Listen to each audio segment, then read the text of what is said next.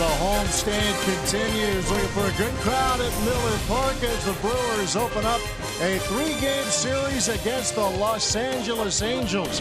Oh, what a day yesterday for Chris Carter. He was scuffling for a few games. Not so yesterday. 3 hits, including 2 home runs, part of an 18-hit attack as the Brewers took the final game of the series against Miami. Well, with the Angels in town, that means Albert Pujols is in town. The former Cardinal continuing the home run march with the L.A. Angels. Good evening from Miller Park. Alongside Bill Schroeder, I'm Matt LePay. Sophia Minnaert is our reporter tonight. Well, 14 runs, 18 hits. Let's see if they can do that again. Yeah. At top of the order, though, yesterday, Rock, was so impressive. Actually, all up and down, but that top of the order was devastating to Miami. Yeah, and that's why they're at the top of the order. I mean, the most consistent guys in the lineup. You got guys that are swinging the bat well. They've been pretty consistent throughout the day. And when these guys hit, I think everybody, the pressure is off everybody else. I mean, Santana got things going early. He's got it swinging a very good bat. VR's been very impressive. He doesn't show the average, but he's kind of a catalyst in that offense. Ryan Braun off to one of his best starts in his illustrious career. He's had a lot of great starts in his career, but this is one of the best. And Chris Carter, extra base hit machine, doubles, home runs, hit a couple of home runs in that Marlins series, and that was yesterday. But these guys are going to have to get it done. These Anaheim Angels have not really been swinging the bats all that well. You see what they did yesterday, 14 runs, 18 hits, and certainly the top of the order doing most of that damage yesterday. All right, a little bit of thunder here in the ballpark tonight. You see those numbers that the Brewers put up yesterday against the Miami Marlins, and now you look at the L.A. Angels, and obviously a lot of star power. And let's start with Albert Pujols. I mean, you're getting maybe toward the end here, but you wouldn't know it. You look at his numbers from a year ago, and he's starting to heat up right now. Yeah, he had 40 home runs a year ago. I mean, off to a little bit of a slow start. His average is under 200, but still a big-time threat in a lineup anywhere he is, but particularly here at Miller Park. I mean, his numbers here at Miller Park, you saw him a little bit ago, how good he has been. He might not be getting all the base hits right now, but he's got that power. You make a mistake to Albert Pujols, you will pay. This season, 6 home runs, 15 RBIs. Both of those lead the team. And the other guy, the young guy, I mean, this is a guy you build your organization around. Perhaps the best player in all of baseball. He can do a lot of things. Very good defensively, good arm. He can run. I mean, he's the kind of a guy off the field that you want your kids to grow up as. You know, he's one of those guys that gets it, and he can swing the bat. He's a lot of fun to watch. We're very excited to see him for 3 days here in Milwaukee. Yeah, absolutely. An interleague series I know fans have been waiting for quite some time, and there is a look at Mike Trout. If he's not the very best, he is on a very short list of the best in the game right now, and he'll hit third in that L.A. Angels lineup here tonight. We're getting you ready for the opener of this series, and Ron Roenicke, the former Brewers manager, back in town. He's the third base coach for the Angels, and we'll get more on Roenicke's return as we get you ready for the Brewers and Angels on Fox Sports Wisconsin.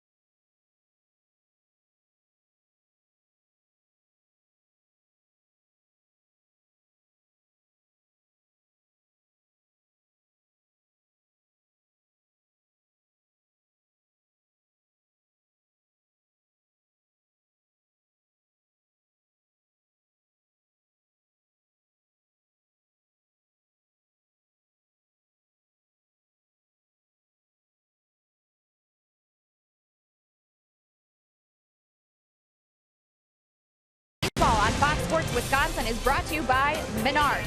Save big money at Menards on all your home improvement needs. By your local Toyota dealers. Toyota, let's go places. And by Miller Lite, the original light Pilsner.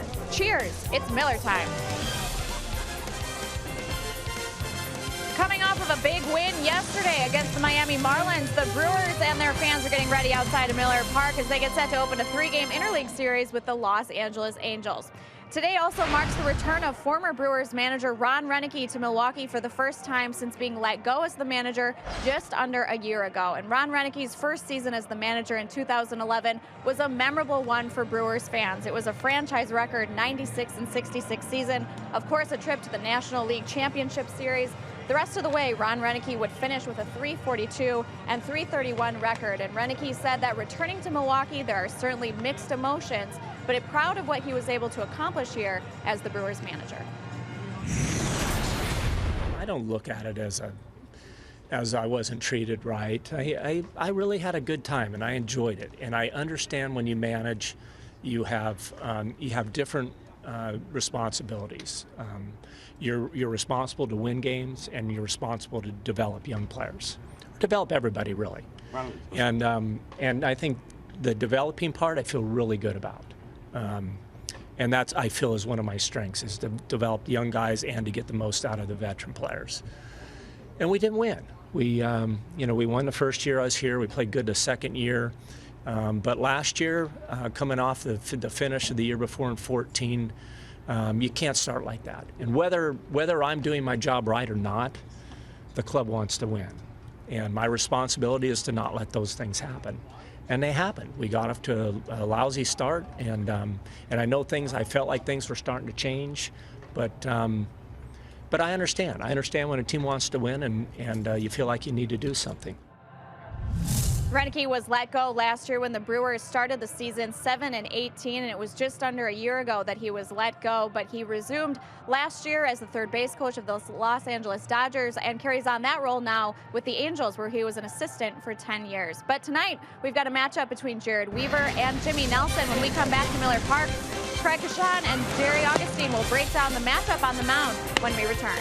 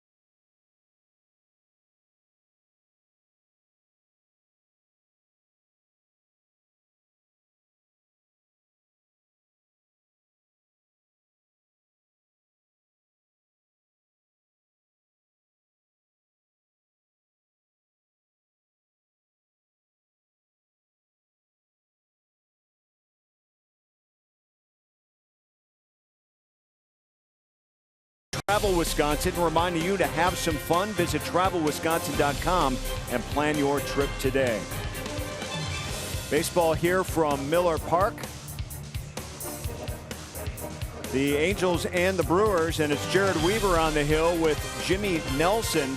And Jared Weaver winning his last start, although he gave up 4 earned runs against the Orioles. And Jimmy Nelson, a tough loss, just 1 earned run given up for Jimmy Nelson against the Chicago Cubs in that one. And Augie, you take a look at Jimmy Nelson, you see him getting into a nice comfort zone right now, and look no further than home for that. His last 11 starts, he's been doing real well and really limiting the opposing team batting-wise to just over 200 on a batting average. Well, that all comes with confidence, and the one thing he does, he's got that confidence that when he goes out there and executes his game, his pitches like he has to, he is very good. Well, Jimmy Nelson, his numbers here at home, he's won 6 here over his last 11 starts, keeping that ERA down. For young pitchers like this is where you establish yourself, isn't it? Yeah, there's no doubt about it. When you pitch at home, that's your comfort zone. There's always no place like home. You feel comfortable. You command the strike zone. You know what the surroundings are like. You pitch to your ball field. It's much different, and it's always good to be at home where you get the pitch second in the game. You pitch late in the ball game. Hopefully you can do a good job. Well, he's been the most consistent starter by far on this Brewer team so far here in the first month of April. He talks about that first month here in the majors in 2016. Yeah, I feel pretty good. You know, I feel like, you know, the first month and a half is always, you know, not necessarily having your best stuff, and you usually kind of build up to it. That's why I usually say mid-season form. But, you know, pretty good. There's pretty good base there. I feel like, you know, there's a few outings where I set myself up to go a little bit deeper than I have in games. So. And I've kind of struggled a couple times in later innings, so that's something that I need to kind of tighten up on. And you know, because it's always nice to go deep and try to give those guys in the bullpen a day off, you know, because they've been working pretty hard so far this first month. So you know, it's on us as starters to try to give those guys some rest. All right, Jimmy Nelson taking his final warm-ups before tonight's game. Of course, one of the big names he's going to face, maybe the face of Major League Baseball right now, in Mike Trout. What do you think his approach is going to be? Well, you still pitch your game, I think, when you talk about Jimmy Nelson and how he's going to approach. No doubt about it. Trout's a very, very good hitter, but you understand where his hot zone is, where he likes to hit the ball, but you still have to pitch your game. It's going to be about being able to pitch the ball to all different zones, really going in on him. Make sure you get in on him around the hands, show him that you go inside, and then get him out, down, and away. He has all those pitches. He's got the fastball and the breaking ball to do it. Now he has to go out and execute it. All right, that's Jimmy Nelson on the mound. He'll oppose Jared Weaver in this contest here today. So we're just about ready for baseball. Special start here in Milwaukee at Miller Park. The Brewers and the Angels, and Milwaukee going for 2 in a row here. Yadiel Rivera getting a start. We'll show you those lineups, get you going. Matt and Rott waiting for you on the other side. Enjoy it.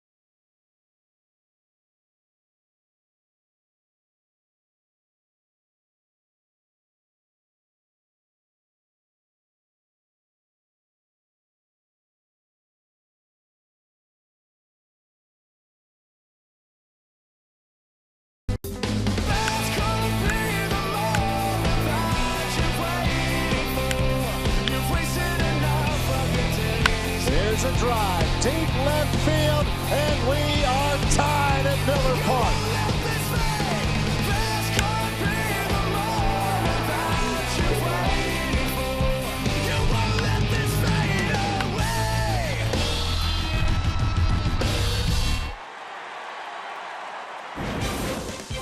Star power, to say the least, at Miller Park for this interleague matchup. Ryan Braun, another big day yesterday for the Crew, and Mike Trout is heating up for the Los Angeles Angels. That full team now getting some power back in the lineup.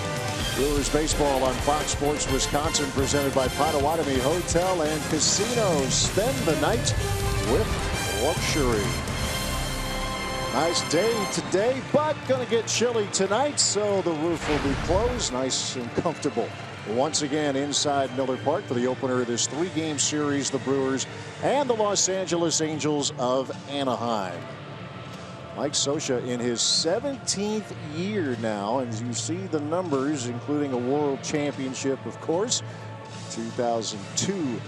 Leading the Angels to the World Series title. And here's the Angels batting order presented by Potawatomi. Yunel Escobar hits at the top of the order, followed by Rafael Ortega. Mike Trout hits third. Albert Pujols in the cleanup slot, followed by Cole Calhoun, and the slick fielding shortstop Andrelton Simmons. Giovanni Soto, Jared Weaver, the pitcher, hitting eighth, and Johnny Giavotella rounding out the Angels batting order that will face the big right-hander Jimmy Nelson. Yeah, good numbers for Jimmy. 6th appearance, a .316 earned run average. And note the opponent batting average for Jimmy Nelson, .212. Outstanding work, limiting the opposition to hit. 24 hits in 31 1/3 innings. His last time out, a loss at Wrigley Field against the Cubs. A 4-3 loss, 5 1/3, 2 hits only. 3 earned, 3 runs, and only 1 of them earned. So Jimmy's throwing the baseball well. And looking to continue that early trend here tonight for the Crew. Yeah, let's check out the Menards Brewers defense. You got Braun, Neuenhuis, Presley in the outfield. Presley, a late addition to the starting lineup. Domingo Santana with a sore right shoulder. You got Hill, VR, Rivera, and Carter from third to first. And Lucroy, after getting yesterday off, is back behind home plate. And your umpires tonight, there's Clint Fagan. He'll be calling the balls and strikes. Milwaukee, the crew chief, over at first. DJ Rayburn at second, and Toby Basner making the calls over at third for this series opener. The Brewers and the Los Angeles Angels, a team that has been showing some power, and you figure with a guy like that, it's only a matter of time, as good as it gets in this game. And Mike Scioscia, his 17th year at the helm of the Angels ball club, a team that was able to take the final game of its series yesterday against the Rangers in Arlington, as the Angels go into this game with a 12-13 record, as Yunel Escobar, the third baseman, steps in, and first pitch swing, and he sends one to the gap in right center field, and that's going to go all the way to the wall and in a hurry. A stand-up double for Yunel Escobar. Well, the Angels not swinging the bats all that well. A .239 team batting average, and that's kind of unusual for an Angels ball club. Two-seam fastball from Jimmy Nelson, and Escobar rides it into the gap out in right center. Good start to the night offensively for the Los Angeles Angels of Anaheim.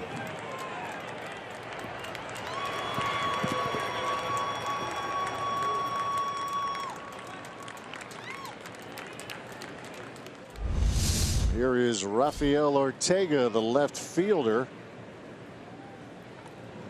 We talk about players who've been heating up. He would be one of them. He's hit safely in 7 of his last 8 games, trying to lay one down as it rolls foul. Sporting that .282 batting average. This is an Angels team that is terrific at putting the ball in play. As a matter of fact, they have the fewest strikeouts in all of the big leagues. Want to hit better. Rock told you their team average, but they're starting to show signs that they're doing that, and they just do not strike out much at all. There's the Brewers winning a game handily yesterday on a day where Milwaukee pitching recorded no strikeouts. It's been a while since that has happened, over 20 years in fact. But an 18-hit attack allowed the Brewers to take that finale against the Marlins. And Ortega lays down the bunt, the play at first for the first out of the game as Escobar moves to third. Yeah, he can run a little bit. I mean, not a big power guy in the outfield. I mean, typically your corner outfielders are going to be your power threats, but Ortega able to drop down the bunt. Mike Sosa looking for a quick early lead here today. And here's Mike Trout. The schedule was released several months ago. You see the Angels pop up in that schedule for an early May visit to Miller Park, and a chance to see a player who is as good as it gets in Mike Trout. And he's still just 24 years old.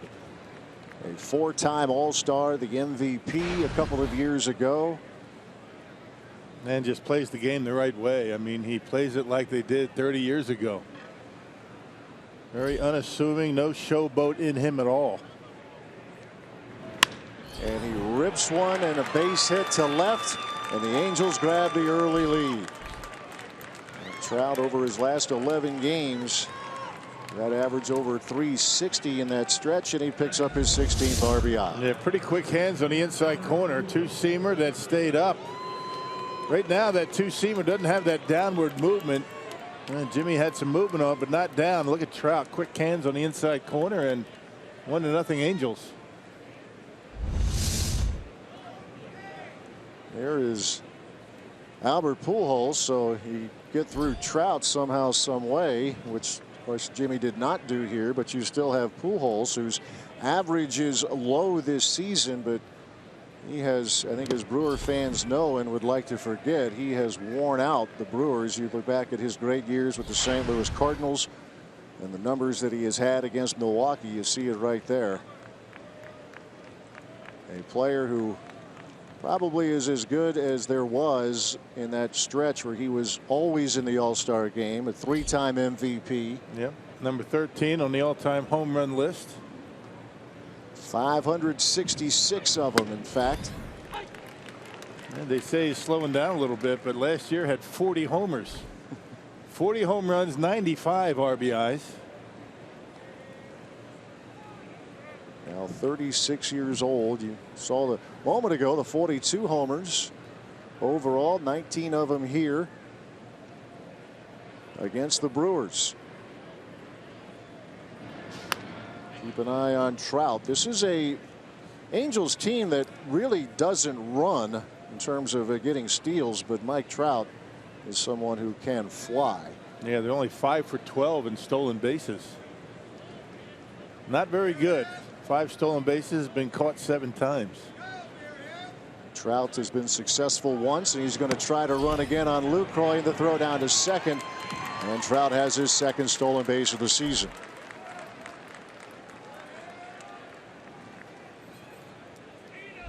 And not much of a chance for Jonathan Lucroy. Big lead, good jump. You can see he doesn't even look in, and a perfect throw is probably still going to be late.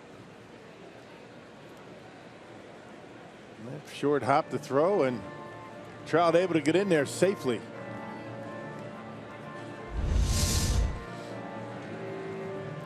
Second swipe in 3 attempts. No review. I think the Brewers were thinking about requesting another look, and there's the glove right there. The short hop, you have to bring your glove up for the short hop and then bring it down. That's why they weren't able to get him. 2 balls, 1 strike to Albert Pujols. Infielders will tell you they'd rather have the short hop than the high throw. They have a chance on a short hop, but catcher throws it high, no chance, and you have the risk of injury coming down on top of somebody.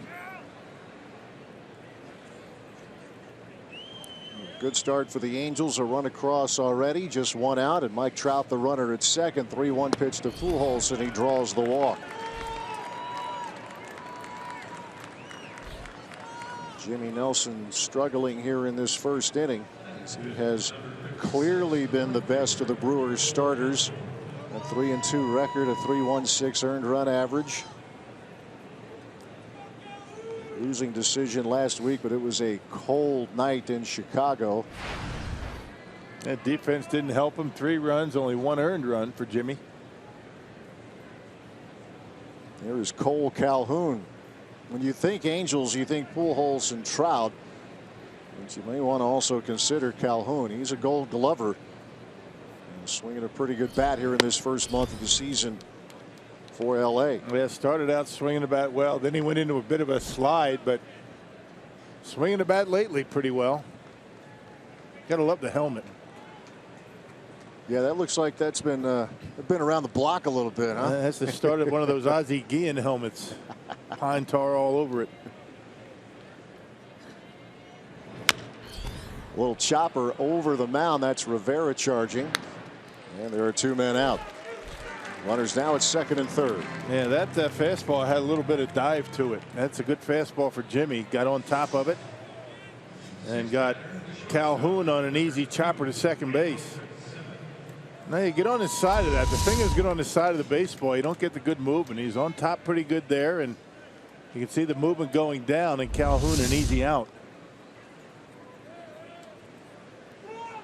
2 outs and a chance for Nelson to limit the damage here in the first inning. Andrelton Simmons, as Brewer fans remember him in his 4 seasons with the Atlanta Braves. Very, very gifted shortstop.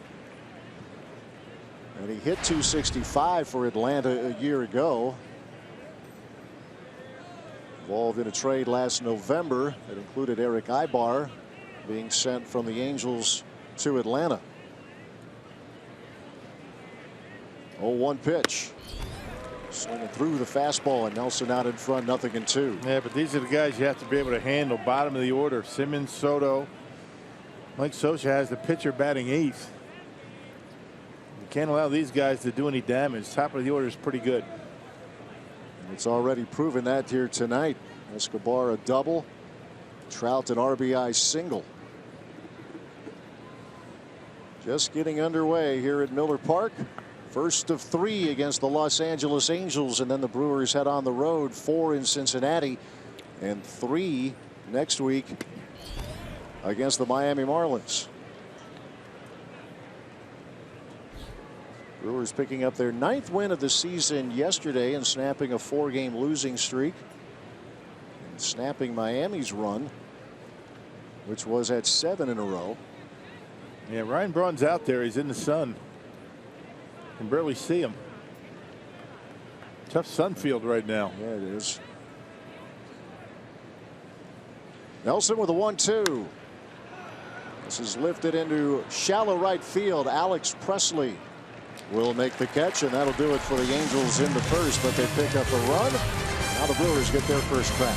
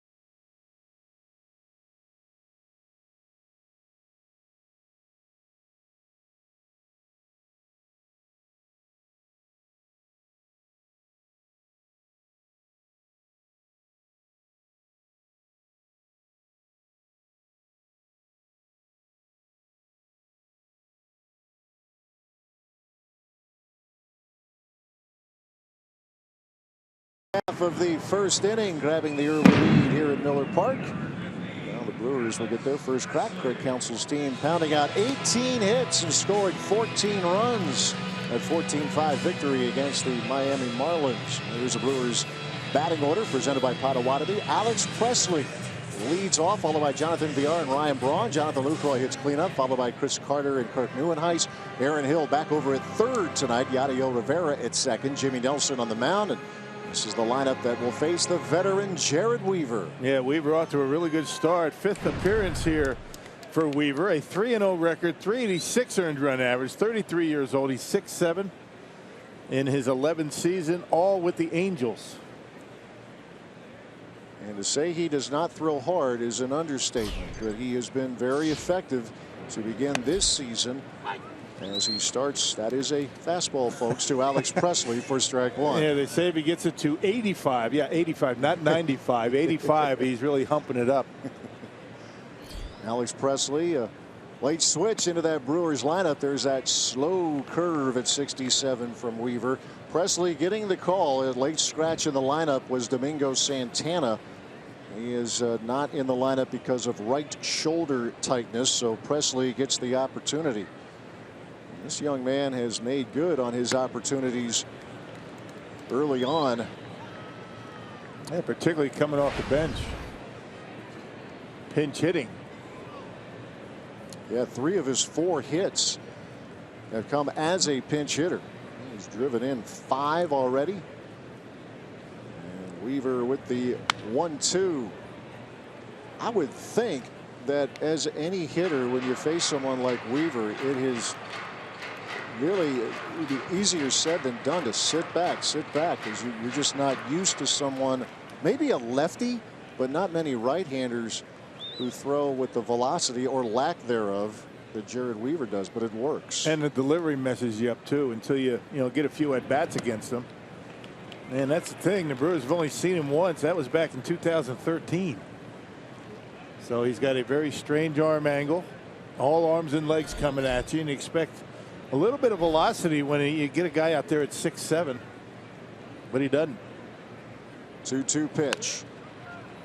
And that will be a foul ball.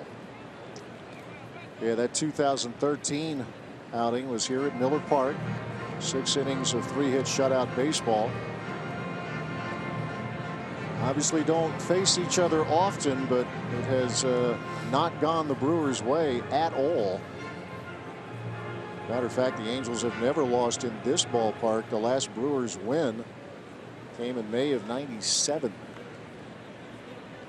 Angels have 8 straight wins in the matchups against Milwaukee. Again, the 2-2. There's a ground ball to Andrelton Simmons, and there's out number 1.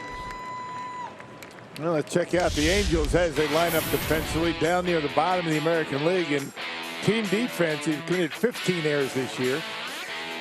Ortega, Trout, and Calhoun in the outfield. Escobar, Andrelton Simmons, he's showing his own right out there at shortstop. Giavotella, Pujols at first, and Giovanni Soto, the former Chicago Cub, behind home plate. Here's a look at Albert Pujols. DHs a lot, but National League ballpark, and obviously with his history against the Brewers, you want his bat in the lineup. And he has multiple Gold Gloves on his career resume, as Weaver missing with a curve to Jonathan Villar. I think offense has a lot to do with those Gold Gloves that Albert has hanging somewhere in his house or setting up on a mantle. Villar will lift one to left field. That is Ortega. Plenty of room, and 2 up, 2 down in the first. Yeah, talking fastball for Jared Weaver. A good sink on it. 82, 85, maybe 80. Curveball, slider, changeup. They say even if you're looking for his changeup, you have a difficult time waiting back on it. It's a good one.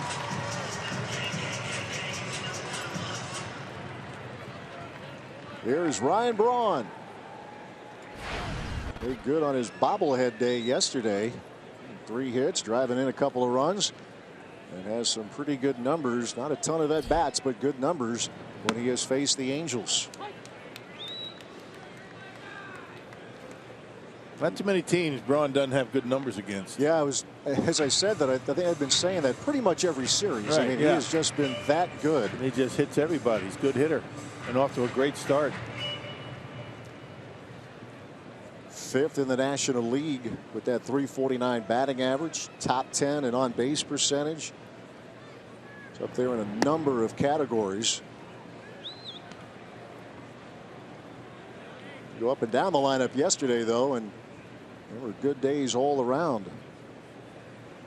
As the Brewers got to Tom Kohler and got to the bullpen as well. Jumped out to a 10-run lead. And there's Braun just launching one, but it's going to hook foul.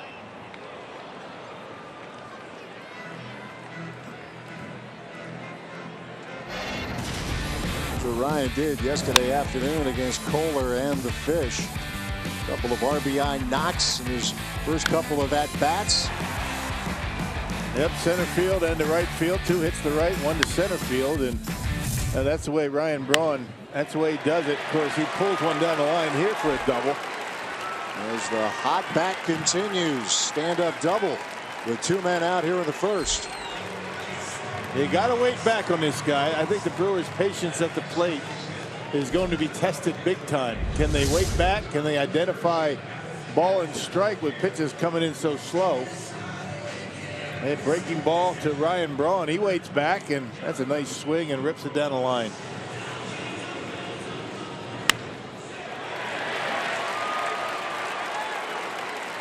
Line to line for Ryan Braun. Left field line, right field line. It's been a good start for him.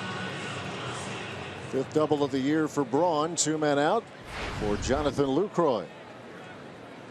Not in the lineup yesterday as Martin Maldonado once again was the catcher for Willie Peralta. Lucroy had a good night on Saturday with a couple of hits, including his first triple of the year. Right on the edge of 300 now for his batting average. That's the only triple the Brewers have hit this year. I guess everybody would have guessed it would have been Lucroy. Oh, of course. A no-brainer.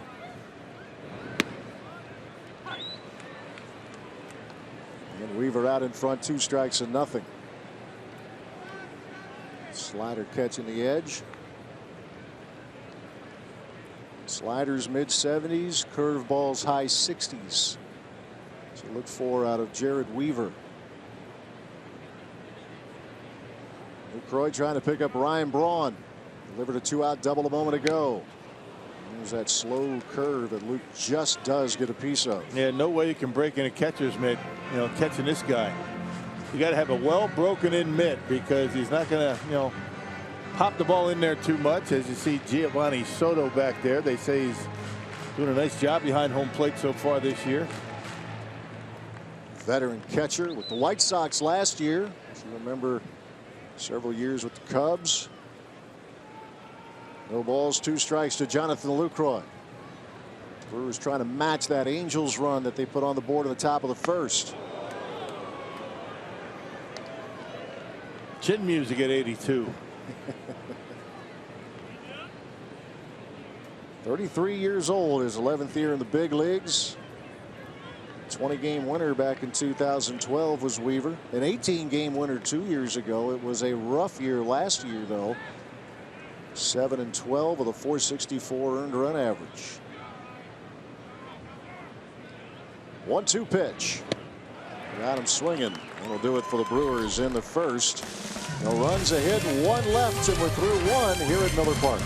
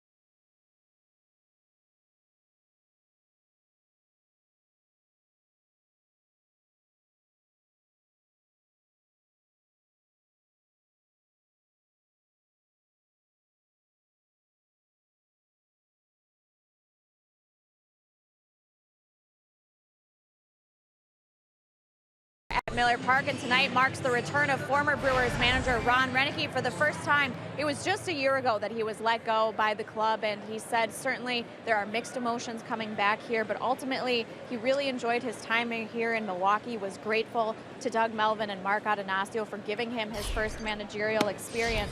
But he said ultimately as a manager, your job is to win games and develop players. They certainly did that in his first season in 2011. The 96-win season, a trip to the NLCS, but he said the finish in 2014, the way they started the season last year, a 7-18 record, he said that's just not good enough. So he understood why they needed to make the change, but overall said he very much enjoyed his time here. And had some, you think of that 2011 season, Rock, that was it was a great year. Obviously, a couple of wins short from the World Series, but good man. I think everybody liked him a lot. Yeah, he is. That's well put. He's a good man. I mean, that's the first thing you think about when you think of Ron Roenicke. Good baseball guy, and certainly understands. He's not going to sugarcoat things, and that's the way he was. And he understood. You're not winning, you're going to be let go, and that's what happened. And Jimmy Nelson gets a strikeout as Soto looks at a called strike 3, and there is out number 1 here in the top half of the second. I think first curveball that Jimmy's thrown, and that was a good one. And surprising Soto, and well, you know the story about the Jimmy Nelson curveball by now. I mean, he broke it out at the beginning of the year last year, and it has been a difference maker for him. And tonight, anybody at the ballpark or anyone tuned in, and especially the Pirates, where did that come from? Right.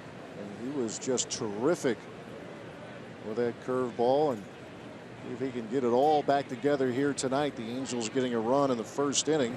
Now the pitcher hitting, Jared Weaver. How about the strikeout here? The first one since Saturday. Yeah. No punch outs yesterday for the Brewers. We mentioned their 18 hits.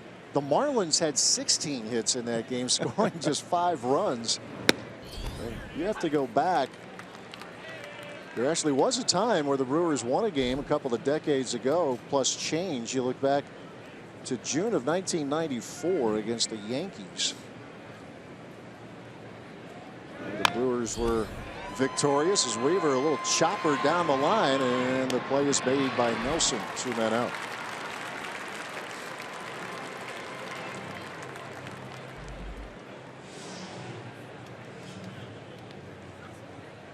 So it has happened.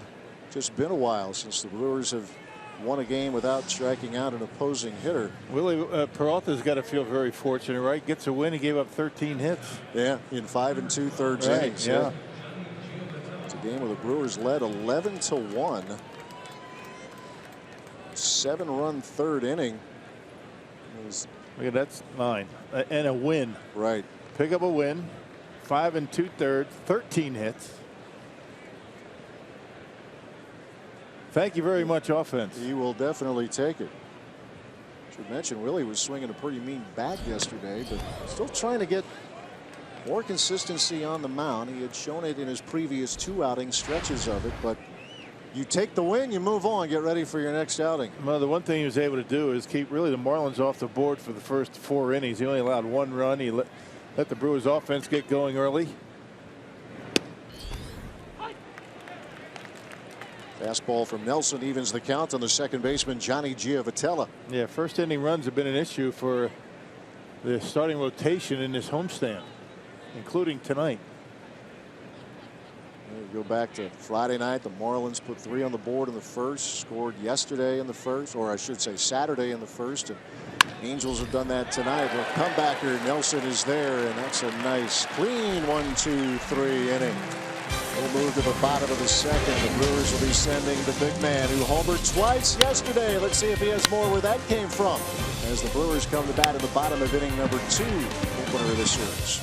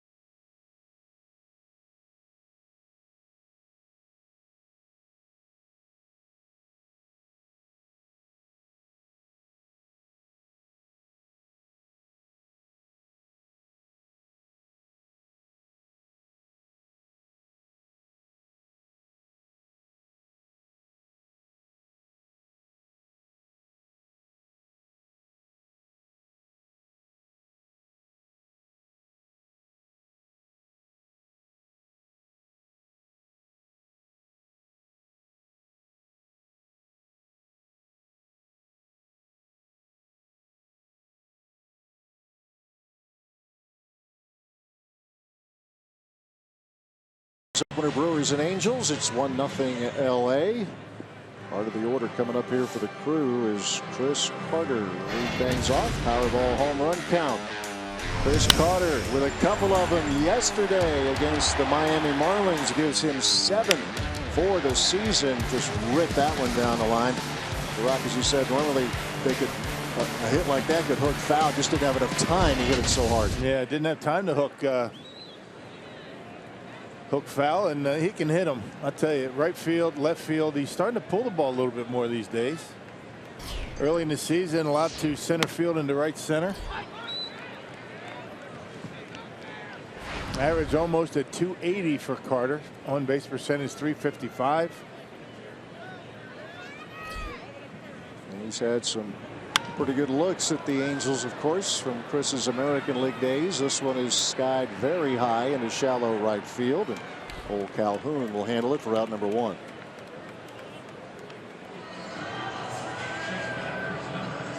Well, it was 4 years ago today. That shot at Jared Weaver that he had that extra special day, throwing a no-hitter against the Minnesota Twins in a 9-0 win for the Angels. Month of May has been good to him the last few years. 9-2 with a 237 earned run average, and off to a pretty good start this season at 3-0 with a sub-4 ERA. Here's Kirk Neuenhuis. There's that slow curve for ball 1. Yeah, Angels as a group have been pitching pretty well. I mean, a 364 team earned run average. That's in the top third in the American League. And bullpen has been particularly good as of late. Yeah, the last 11 games, sub-2 ERA out of that pen. It's a lot of work. Closer Houston Street's on the disabled list, so Joe Smith handles that role now for the Angels.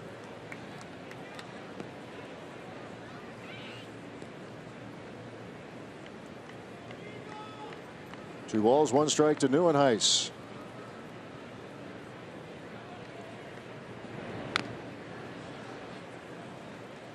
We mentioned that anniversary 4 years ago.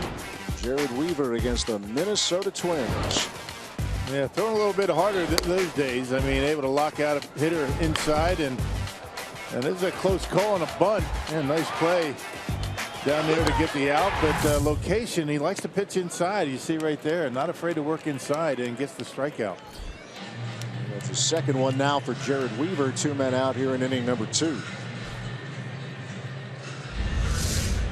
He just saw the video, all the fastballs inside, and able to get his man. He got Neuenhuis on a swing and a miss off the inside corner that time. So you don't have to throw hard to pitch inside. Actually, it's the other way around. I mean, you're throwing in the low 80s. You have to keep guys off your curveball. Got to keep them honest on the inside corner. Weaver led the American League in strikeouts in 2010. You see the speed range, and you are looking at it correctly. There's no typographical error there. The peak is 83. High 60s is what you'll see with the curveball. 2-strike pitch coming to Hill. They change up in the upper 80 or upper 70s, and upper 70s is usually curveball material. Mid 80s change ups, but it's all different with Jared Weaver. All-Star in 2010, 11 and 12. And that stretch was always in the mix in the Cy Young voting as well. In fact, he was the runner-up for the award in 2011. The year Justin Verlander won it. Third in 2012. And was top 5 in 2010. Just can't get over the top, right? No, been right in the edge.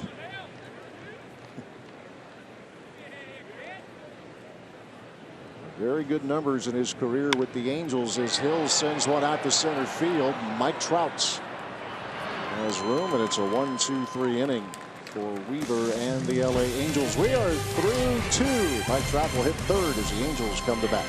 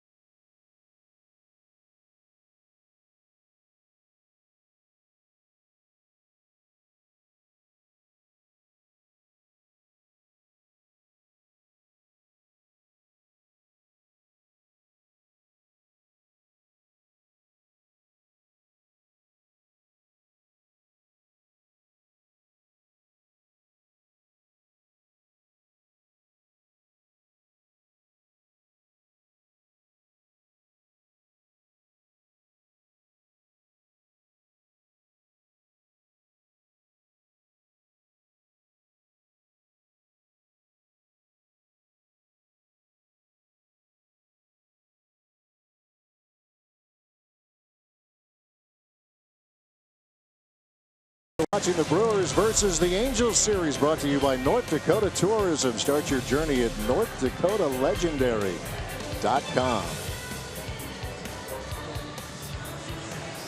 Top of the third, the Angels getting the first run of the night. That happened in inning number 1. And it's the top of the order for Los Angeles. And Yunel Escobar, who started that first inning with a double, came around to score on a Mike Trout single. Nelson got through the Angels in order in the second. And first pitch swinging again is Escobar, and a one-hopper to Rivera for out number 1. Well, the Brewers are back at Miller Park for a 4-game series with the Padres Thursday, May 12th through Sunday the 15th. And on Saturday night, all fans in attendance will enjoy a free post-game concert by Andy Grammer, courtesy of Pick and Save. Then on Sunday, all kids 14 and under will get a Jonathan Lucroy replica jersey. That's courtesy of Quick Trip. The Padres coming to town. Here is Rafael Ortega, the left fielder. Sacrifice bunt in the first. Nelson has set down 6 straight Angels.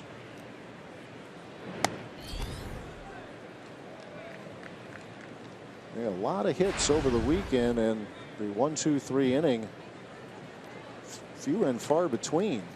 Nelson set him down in the second inning. That was the first 1-2-3 inning since the 8th inning on Friday night against Miami. And Marlins are swinging the bats in that weekend series. I mean, they look good at the plate. And Tina might surprise some people in that National League East.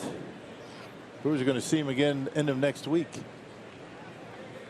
Yeah, I think going into the year, people viewed Miami as maybe a bit of a mystery team. You knew that they're, players like Giancarlo Stanton, that outfield in general. And, could Justin Bour, the first baseman, could he carry over what he did a year ago? And early indications are the answer is yes. It's a team that's played very, very well on the road.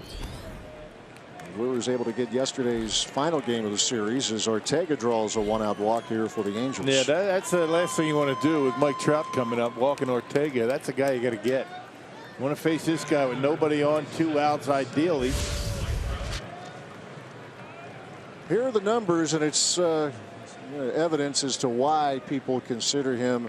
You can make the argument certainly for Bryce Harper, but Trout's in the thick of the discussion as well. Throw a couple other players in there, but at age 24, just one of the great players going today, and why people tune in to watch this wonderful sport. And his, like Trout. And his attitude is equally impressive. The way he goes about his business. He's a hard worker. Plays the game the way it should be played, and that's what everybody around the Angels ball club says about him.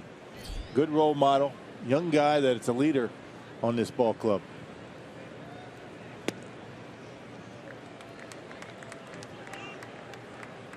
Mentioned the MVP in 2014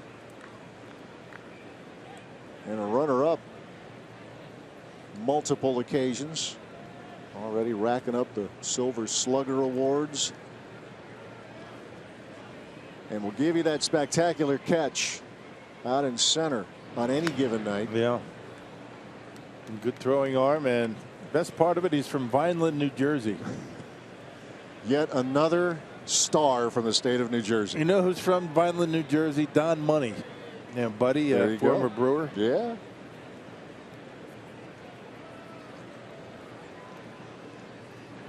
Just one right after the other. Yeah, they just throughout the state fall out of the trees from New Jersey.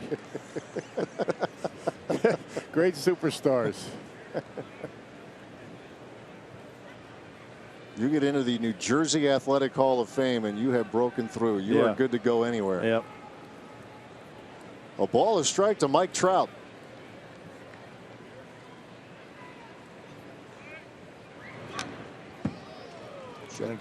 Good slider that time. When you get Trout swinging like that, you know you've got a good pitch. And a good hard slider, late breaker, and you don't see Mike Trout take many swings like this.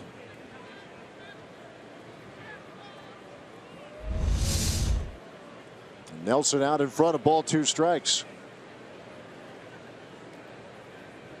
Trout with that first inning single now has hit safely in 11 of his last 12 games. Picked up his 16th RBI. Count evens, 2 balls, 2 strikes.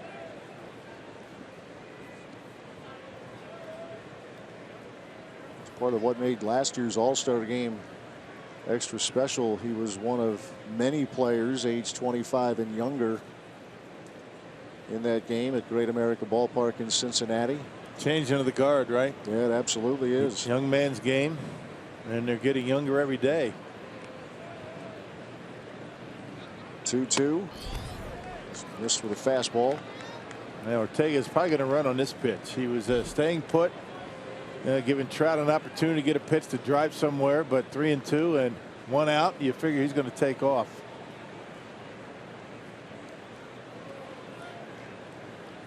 The scoreboard has gone dark. Notice that the last shot here at Miller Park.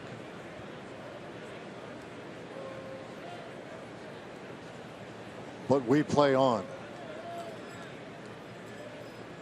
Ortega's been caught 2 times stealing, and he is on the move, and Trout sends one to right field. Alex Presley is right there for the out, a chance to nab Ortega, but he gets back. 2 men out here in the second.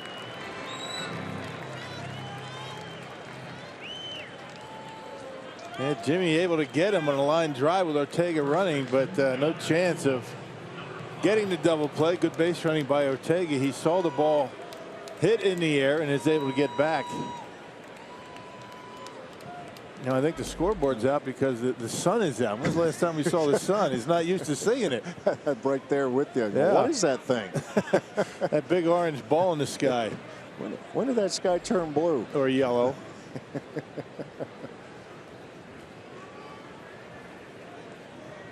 Well, here's Albert Pujols.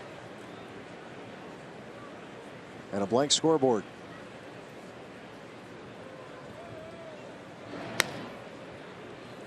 Pujols walked in the first inning. I think we're going to have to start paying attention now. We're going to have to pay attention to the count. We're not going to get any help. Yeah. Of course, Fox Box will help us out.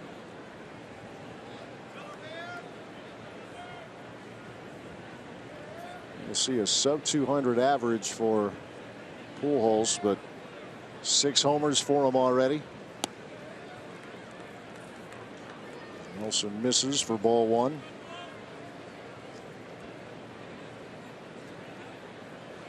Pujols had foot surgery back in November. Wondering how that might affect him in the early going, obviously.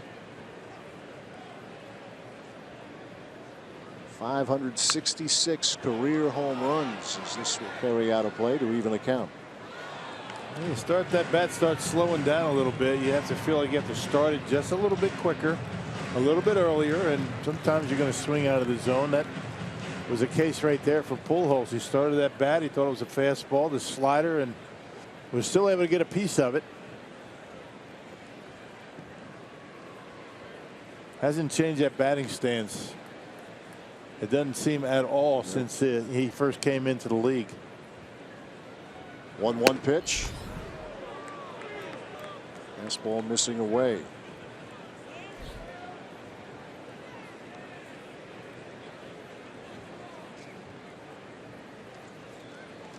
Two balls, 1 strike to the Angels first baseman.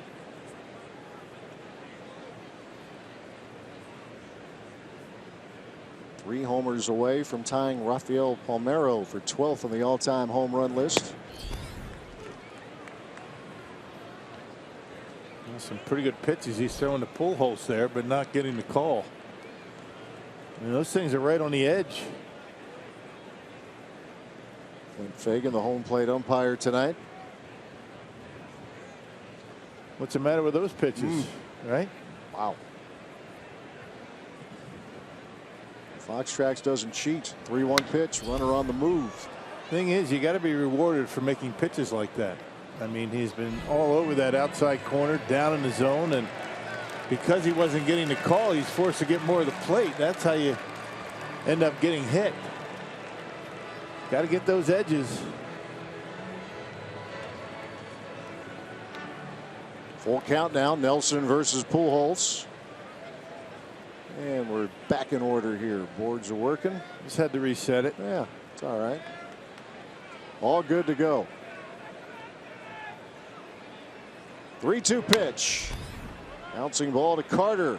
And he'll take care of it himself. And that'll do it for the Angels in the third. Bottom of the third we go. It's 1-0 Angels.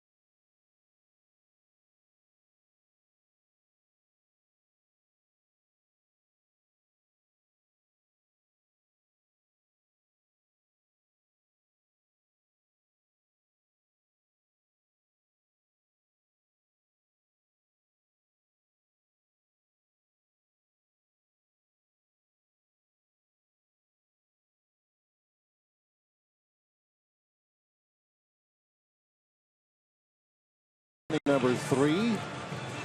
In support of May is Mental Health Month. Fox Sports Supports is proud to team up with NAMI, the National Alliance on Mental Illness, and their commitment to improving the lives of families and those affected by mental health conditions. Learn more about how to be stigma-free and visit foxsportssupports.com. 8-9-1 in the Brewers batting order here against Jared Weaver, Rivera, Nelson, and Presley. Yadiel Rivera back in the lineup here today. We've seen Aaron Hill over at second the last couple of ball games. Colin Walsh was getting turns over at third, but now Aaron back to third and Rivera getting the call at second.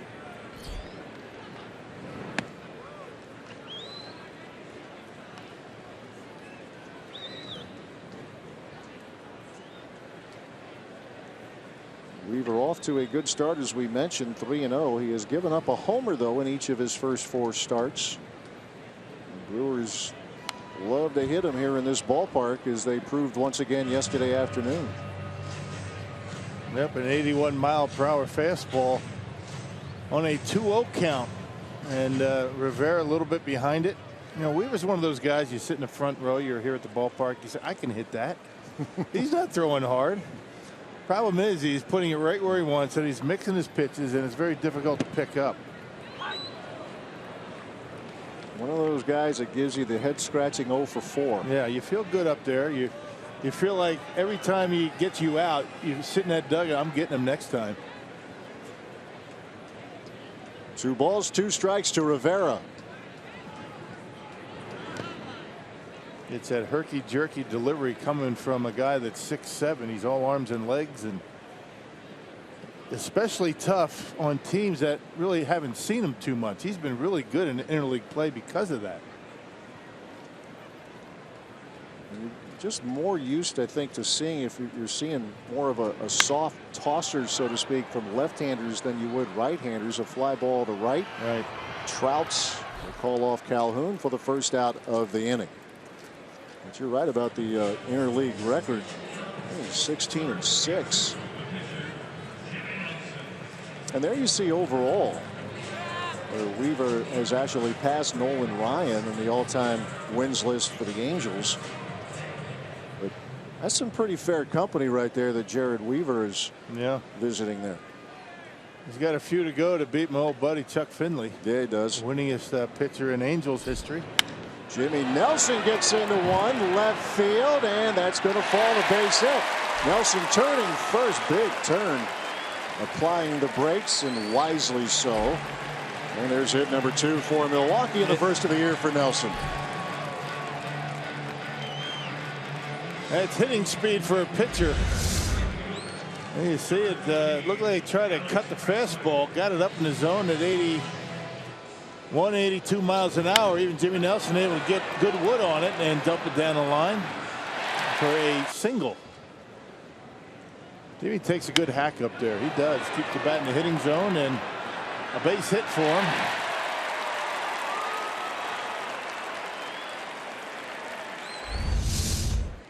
Top of the order, Alex Presley. It's a curve. It's in there for strike 1. Third start in right field for Alex Presley. Grounded to Simmons, the shortstop, in the first.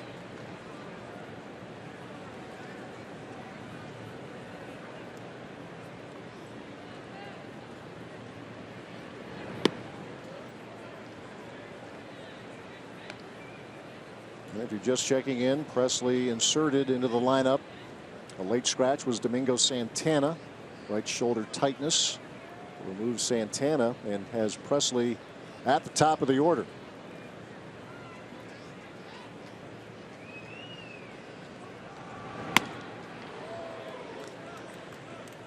Swinging through a fastball at 82, a ball, 2 strikes. The top of the order includes Santana yesterday. They were good up and down the order, but that top 4 was 11 for 20 against Marlins pitching yesterday. Santana a homer. Carter had a couple.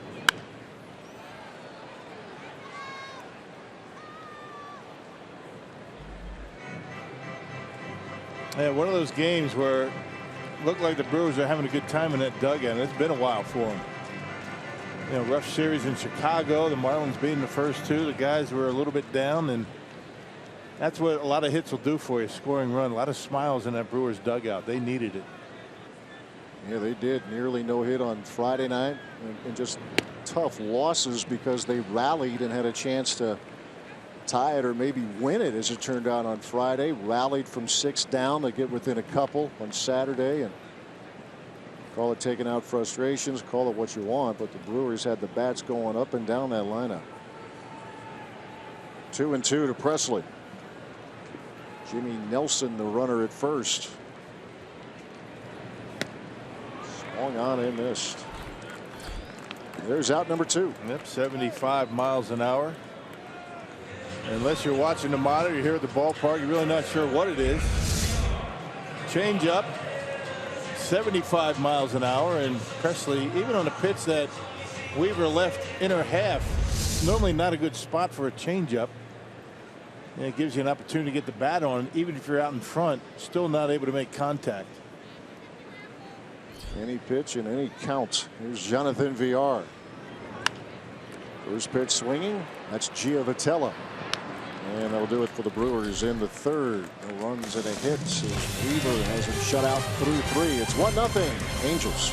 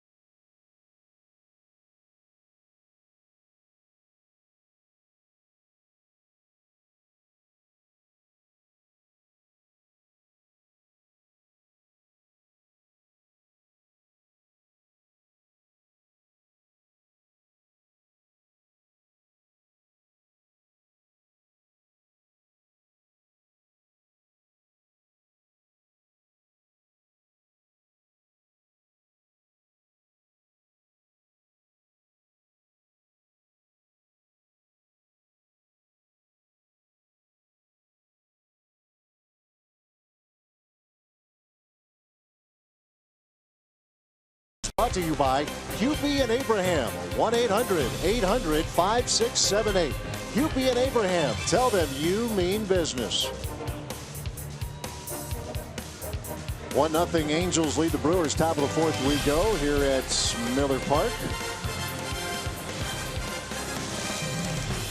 Time now for our Carsoup.com trivia question. Who are the 4 managers in Brewers history to win at least 90 games in a season?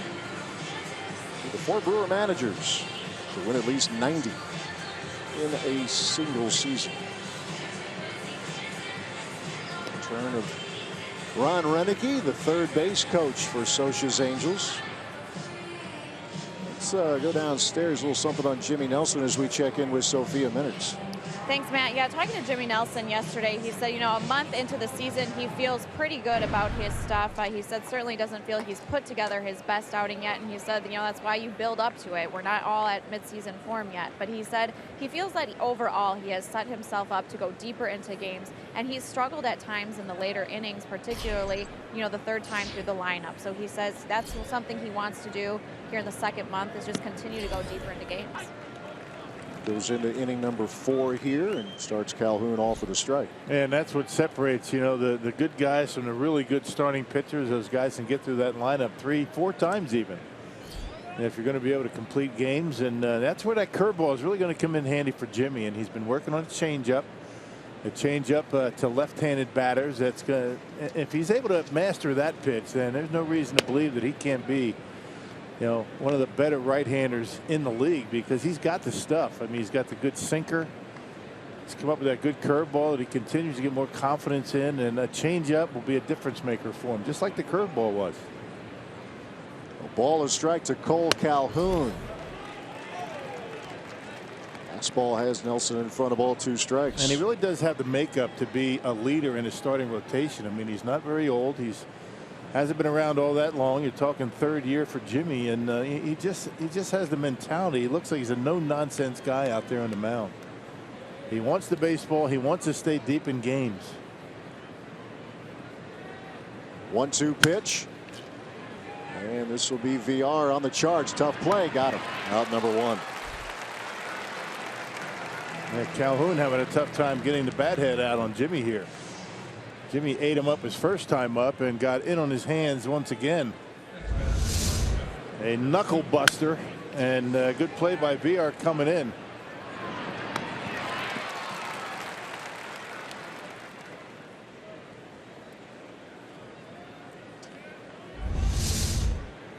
And VR making it look easy for the first out.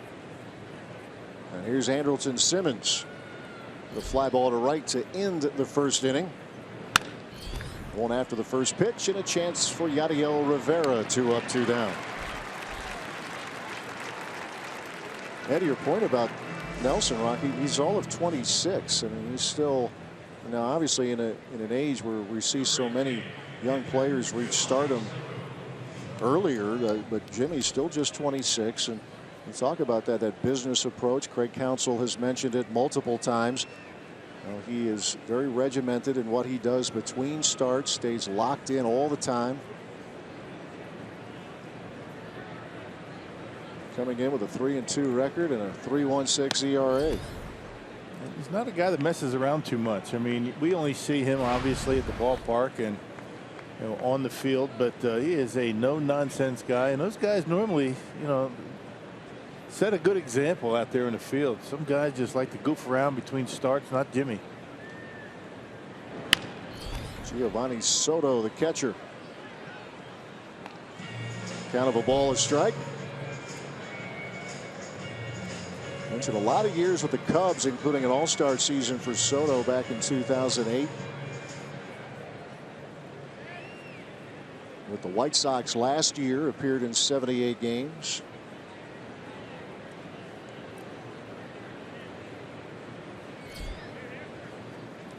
One pitch.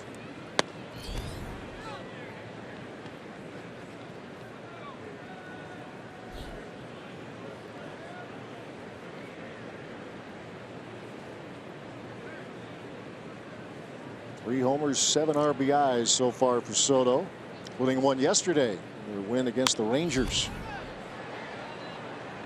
salvaging a game in that series with LA, the Los Angeles Angels of Anaheim.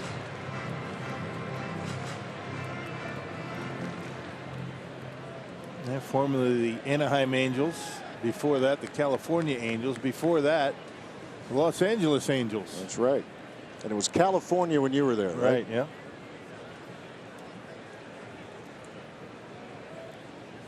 When in doubt, say Angels. 2-2 pitch or Halos.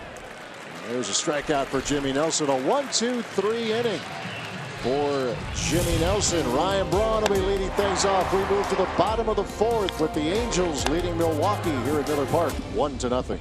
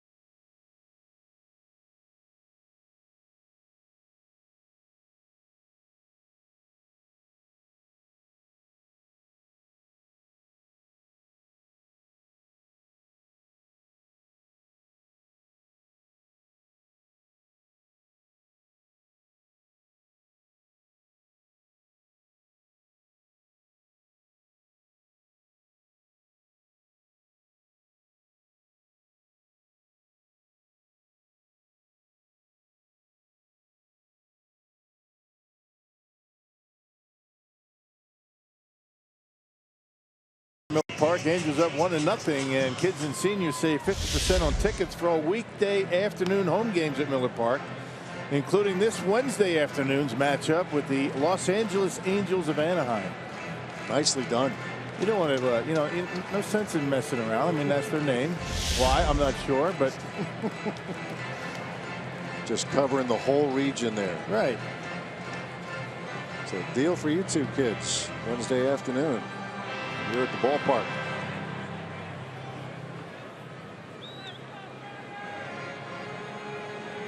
Jared Weaver out of Northridge, California. 33-year-old will face Ryan Braun here to start the bottom of the fourth inning. Braun doubled down the line and left his first at bat. As he builds on that batting average.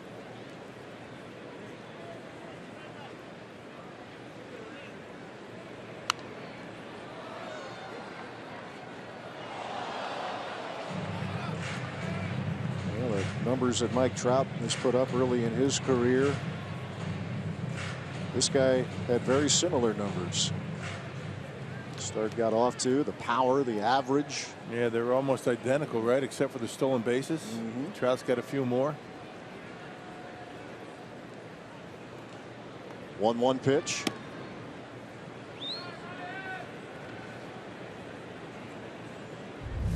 It is remarkably similar. Yeah. Yeah, running more home runs, RBIs. Trout with a few more stolen bases.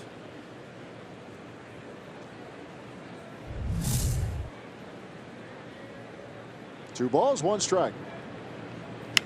And he again pulls Weaver into left field, and Braun is 2 for 2. Yep, curveball at 68 miles an hour, and Ryan able to go out and hook it out into left field. When you leave curveballs up like that to Ryan Braun, good luck to you. I mean, even with a pitch out there, Brawny able to hook it with that big long bat, that 35-inch bat. Able to get the big part of the bat on it and dump it into left. There's hit number 3 for the Brewers and the second for Ryan Braun. Those guys had some wars, didn't they? Albert and Ryan Braun, Cardinals, Brewers. Absolutely. Braun with a sizable lead, and Weaver has a good move, and Braun just saw it firsthand. Yeah, he's got quick feet. You can run on him, but he does have a good move to first base. Very quick feet. Well, if you time him out and he goes to home, he's slow, but look at this. Watch this, how quick the feet are, and not even real close. That's an easy call at first base for Milwaukee. And that is out number 1 here in the bottom of the 4th.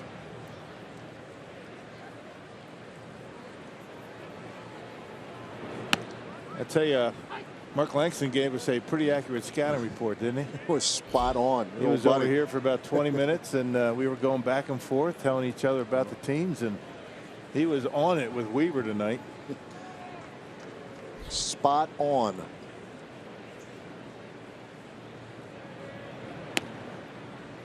One and 1 to Lucroy. Mark Langston, one of the radio broadcasters, we should probably say. Yeah. Not just a random fan walking in. I caught Langston with the Angels for 2 years. There he is. He was a good left-handed pitcher.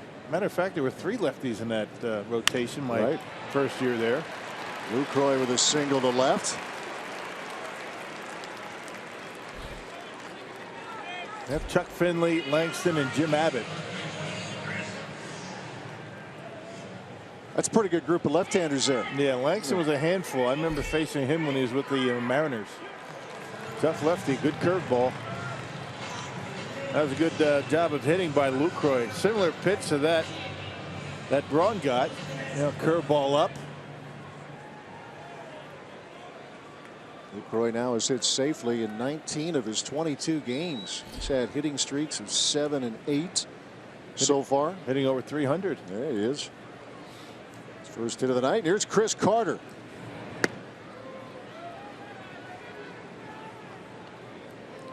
Fly ball to right in the second inning.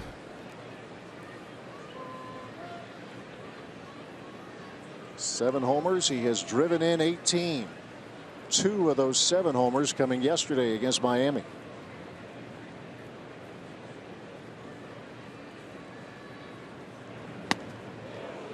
Healthy cut right there to even the count.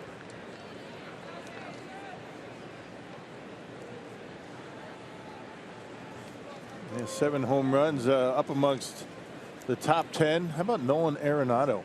11 home runs. Trevor Story with 10.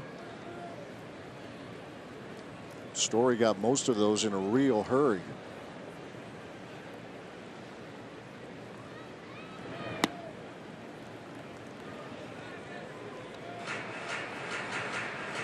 If you're a Rocky, you get labeled sometimes about, well, okay, you got the home park, but Arenado's been able to hit him on the road as well over the course of time. And of course, Story just busting onto the scene in the first month.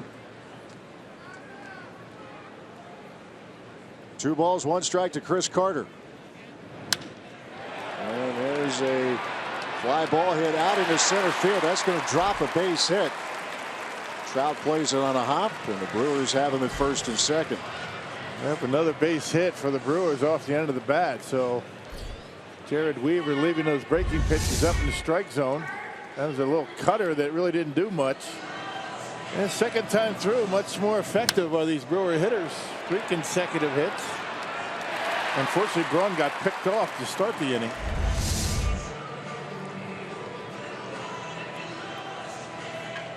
Doesn't hit a lot of singles, but he'll take that. Yep, 3rd in the league in doubles. He's up amongst league leaders in total bases, home runs. Here's Kurt Neuenhuis. Struck out in the second inning. And a ground ball to Giavotella. There's Simmons for 1 on the first. And that's a double play. That'll do it for the Brewers in the 4th. We are through 4. 1-0 Angels.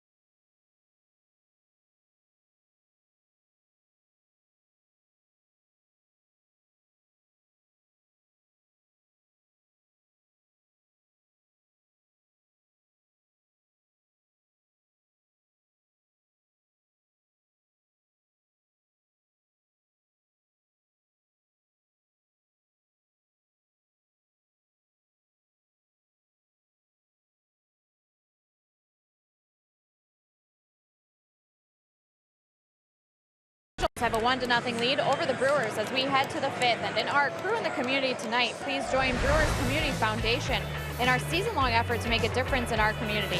You can purchase 50/50 raffle tickets every game day, with the proceeds supporting nonprofit organizations in the areas of health, education, recreation, and basic needs. One lucky fan will take home half of the game day ticket sales, and you can find those tickets for $2 from the sellers in the bright orange shirts. Thank you very much, Sophia. We move to the top of the 5th here at Miller Park, and Jared Weaver, who's kept the Brewers off the board, will lead off against Jimmy Nelson.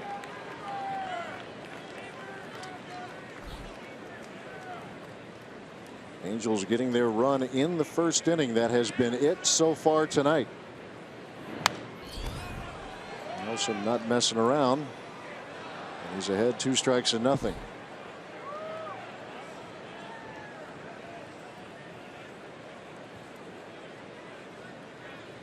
First of 3.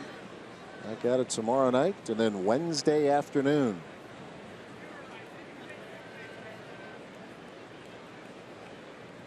Two-strike pitch, and that'll do it for Weaver. There's out number 1 here in the 5th. Hey, tonight's time of the game winner, Hillside Bar and Grill in Triple-I, Wisconsin. If they call the Brewers by 8 o'clock tomorrow morning, they get 40 tickets to a Friday night game in the Miller Lite beer pen. This offer courtesy of the Tavern League of Wisconsin and Miller Lite Triple-I. You got me. You got it? I'm sorry, you got me. It's in the Rhinelander area. It's up north.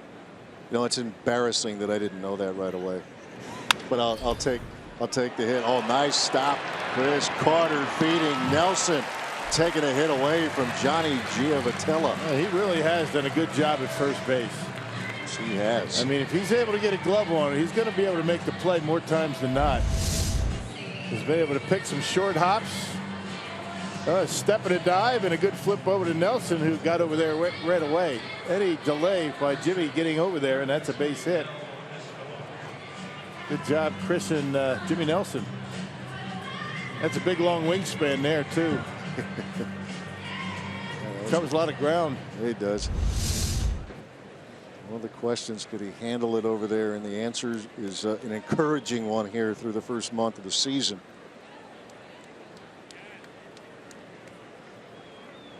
Two outs for Yunel Escobar. He hasn't been messing around. He's been going after Nelson. First pitch. Doubled in the 1st, a ground ball to 2nd in the 3rd. Take a look at strike 1 here.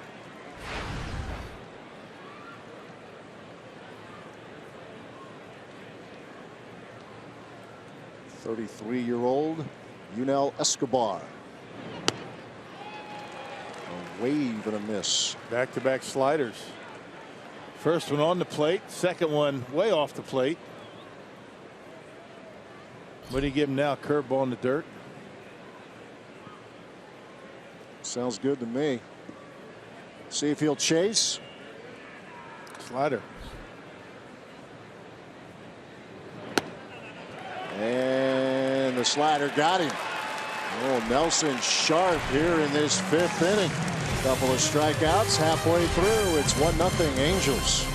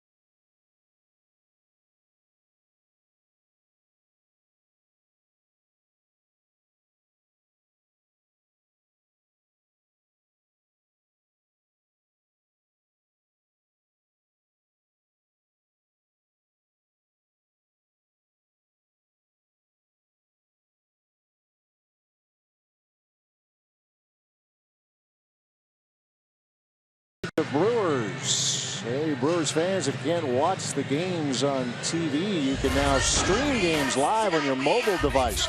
Just go to your app store and download the free Fox Sports Go app. Log in and stream the Brewers wherever you go.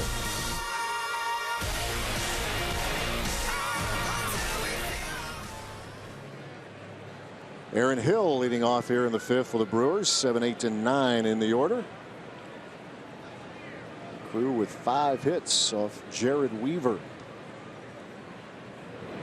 including 3 in the bottom of the fourth. Ryan Braun led off with a single, then got picked off. The Angels only 2 hits. Yeah, both coming in first inning. Both teams have stranded 3 runners. Hill with a couple of hits yesterday afternoon. A fly ball to center in the second inning.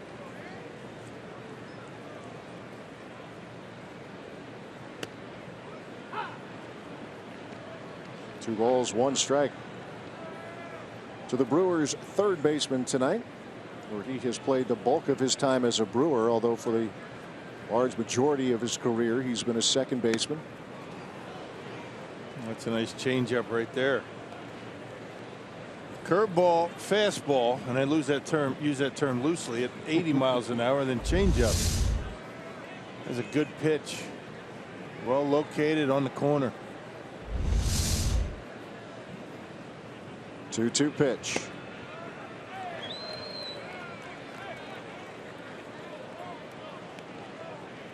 I'm not sure how you don't call that a strike. That looked like a pretty good pitch. Or is that me? Let's find out. Yeah, here it is. Yeah, that's a strike.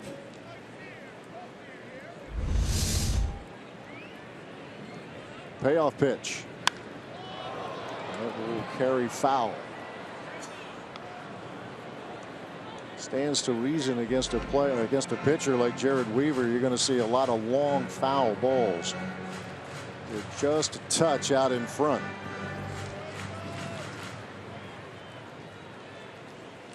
Again, the payoff.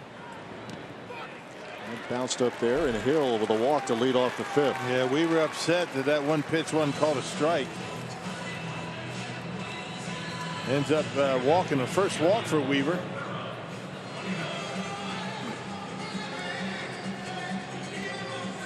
I want to wish a happy birthday tonight to Henry Vay, 91 years young. How about that, huh? He's at the ballpark today with the Wilson Park Youth Baseball Group. And I've been told by a buddy of mine that he was part of the 2012 Honor Flight, Stars and Stripes Honor Flight here in Wisconsin. So congratulations and happy birthday. Absolutely. And Jonathan Lucroy so involved with that, right? Yep. In the last few years. Well, a great charity, the Honor Flight. Well, Henry, have a great day, a great night. Enjoy the Brewers here tonight. Yadiel Rivera, fly ball to right in the third inning. Shows bunt. Count is even.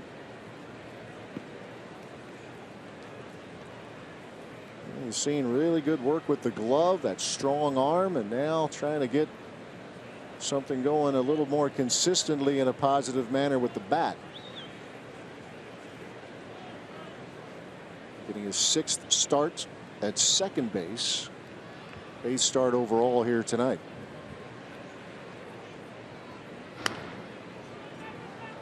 That pickoff of Ryan Braun is going to shorten those leads for the Brewers. Again, you can run on him. He's slow to home plate once he commits to home plate, but he's very quick over there with the feet.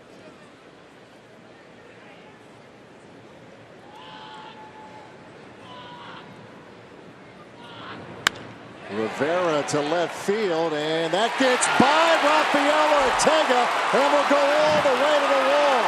Hill's going to score. Rivera to third, and we are tied at 1. Yeah, not a very good decision out there in left field. He got caught in between, and And once you commit to going after the baseball, you got to figure out a way to trap it, keep it in front. There's a change-up. Rivera hits it hard. Credit him with a base hit. No RBI in an E7. But the Brewers tie it up. Got to get in front of that baseball. Once you commit to catching it, and you don't, all the way to the wall. Rivera to third, and Aaron Hill scores a tying run.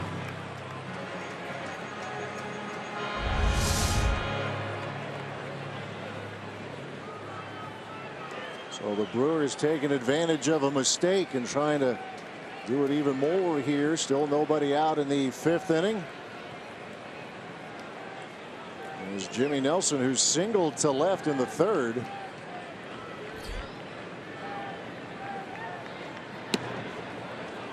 It's a nice stop by Soto.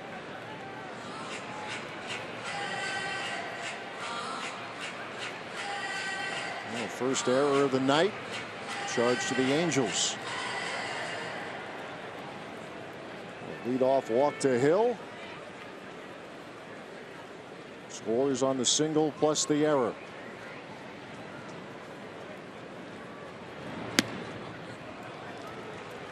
Two balls, no strikes.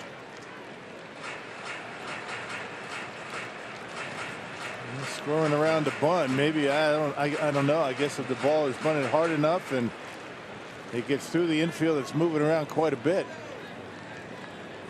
And maybe we're very able to score. I mean, I guess at this point with the infield like this, why not just swing away? See what he does. Still showing bunt. Pushed it foul. Rivera's getting a pretty good lead off the bag at third base.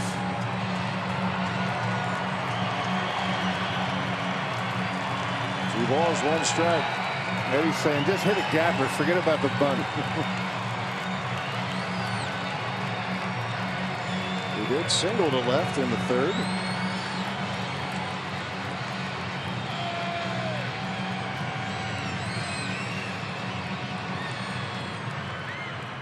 Brewers break through courtesy of an error here in inning number 5.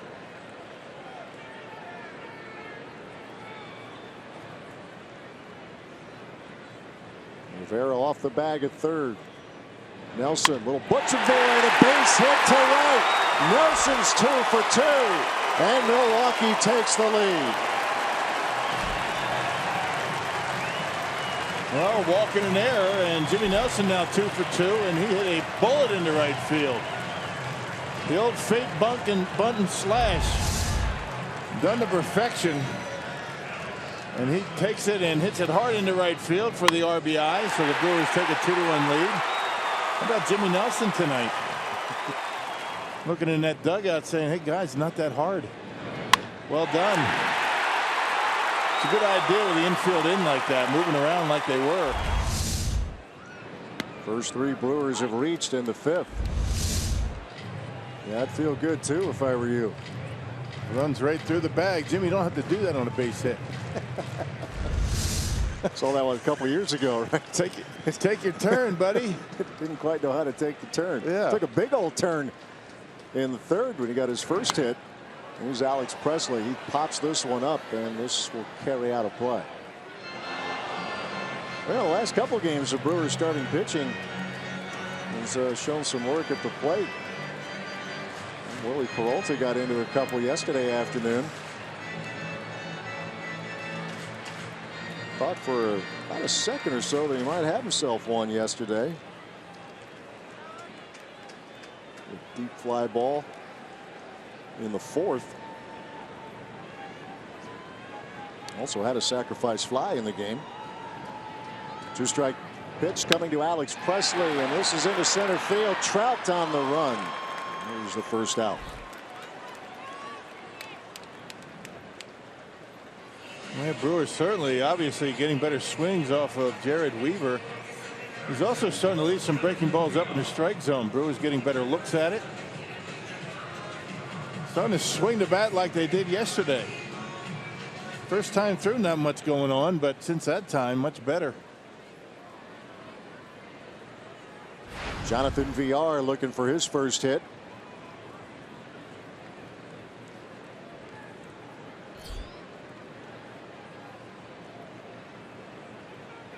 Nelson the runner at first. The Brewers with 2 runs across here in the 5th. And VR laying one down first base line, and it's a little room service there for Pujols. 2 men out. Nelson moves to second. Yeah, try to push it towards second base. I mean, that's the idea. You push it towards second, it gets by the pitcher, and you have a pretty good chance of getting a base hit. But too much right down the line.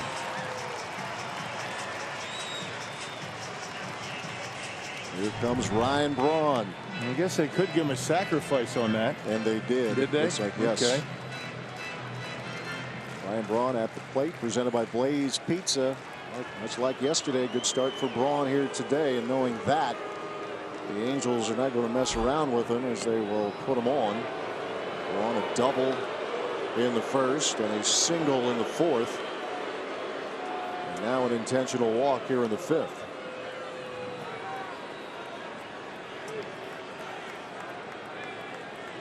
Jonathan Lucroy will have the opportunity with runners at first and second. Yeah, Mike Sosa uses the intentional walk more than any team in the American League. This is the 8th time he's walked a batter intentionally.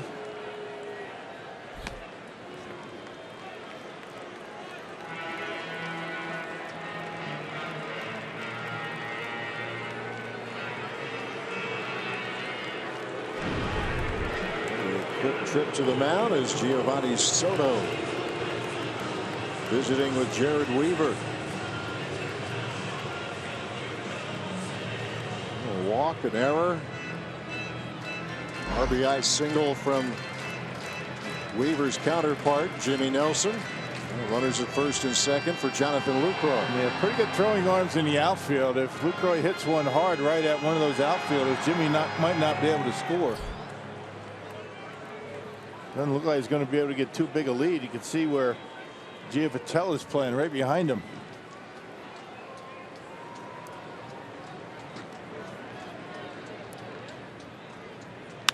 Lucroy to left center, and that's going to go to the wall, and Nelson will score easily.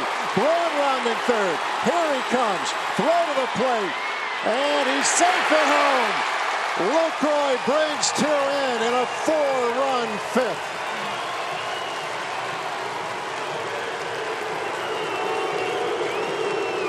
Well, once again, Jared Weaver leaving one up in the strike zone. The Brewers are getting some pretty good looks at it. First pitch, curveball, and Lucroy hammers it out there into the gap. I think that the Angels want to have the umpires take a look at that call at home plate. And Jimmy Nelson able to score. And check it out, Ryan Braun digging around the bag. Pretty close. Mike Sosa's out on the warning track. Pretty close. Does he get the plate with his front foot? I don't know. Yeah, I think that's going to be safe. Yeah, I think that left foot got in there. And maybe not. I mean, did the front foot touch or not? Not sure.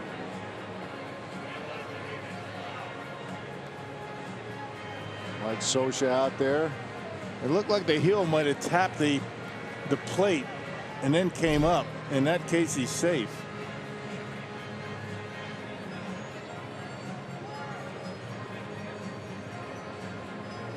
Yeah, and they're going to take a look at it. That was a pretty good relay out there from the outfield. I mean, Andrelton Simmons has a cannon out there at shortstop, and he made a nice throw into home plate to make it close. And we'll see what they say in New York. Now, does the heel of the front foot of Ryan Braun touch the plate, or doesn't it? I think it does. This is pretty close. Watch the front foot, the heel. Does it dig into the corner of the plate? Yeah, it does. He's all right. He's safe. But there's the tag. You can see the tag. I mean, it's going to be pretty close. Bingo. He's in there. That's a great shot right there. Yeah, that's the one. That's the defining look right there. And I think unless they see something different over there in New York, we don't know.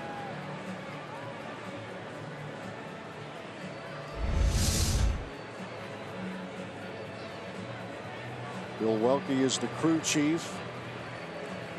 Now the heel hits the edge of the plate and then comes up.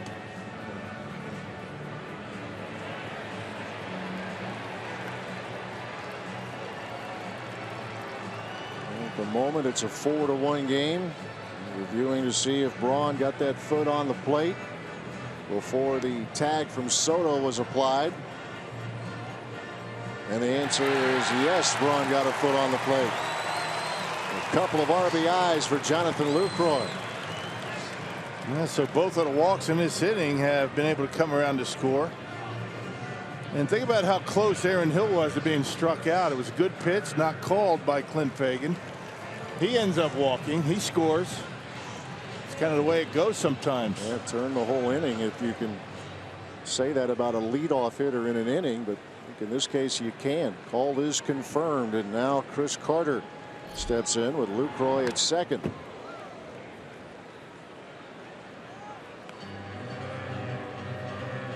The Brewers have put together some pretty good innings here in the last few ball games. 4-run inning on Saturday, a 7-run inning yesterday, and a 4-run fifth here tonight.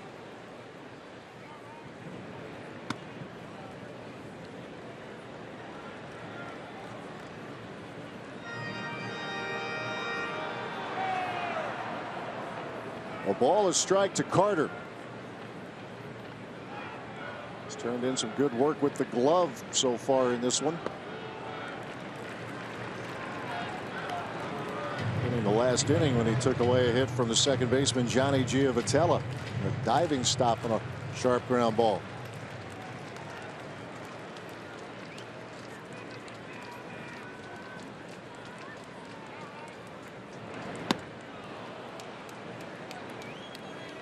Has to be such a challenge, although the Brewers are meeting that now as they see Weaver a second time and a third time, but still to sit back. Sometimes you just can't wait long enough, and most of the time it's that changeup you can't wait back on.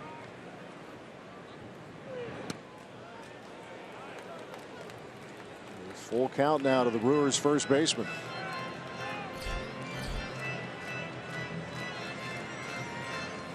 So he was clipping along pretty well through the first 4. Needs a lot of pitches here to get through the 5th. 3-2 to Carter. Sounded like a busted bat popped it up. That'll be Giovitella. And that'll do it for the Brewers, but they send 8 men to the plate. Yadiel Rivera helping get things started after an Aaron Hill walk, a single, and then a misplay, an error on Ortega. Jimmy Nelson, an RBI single. And Jonathan Lucroy drives home a pair. It's 4-1 after 5.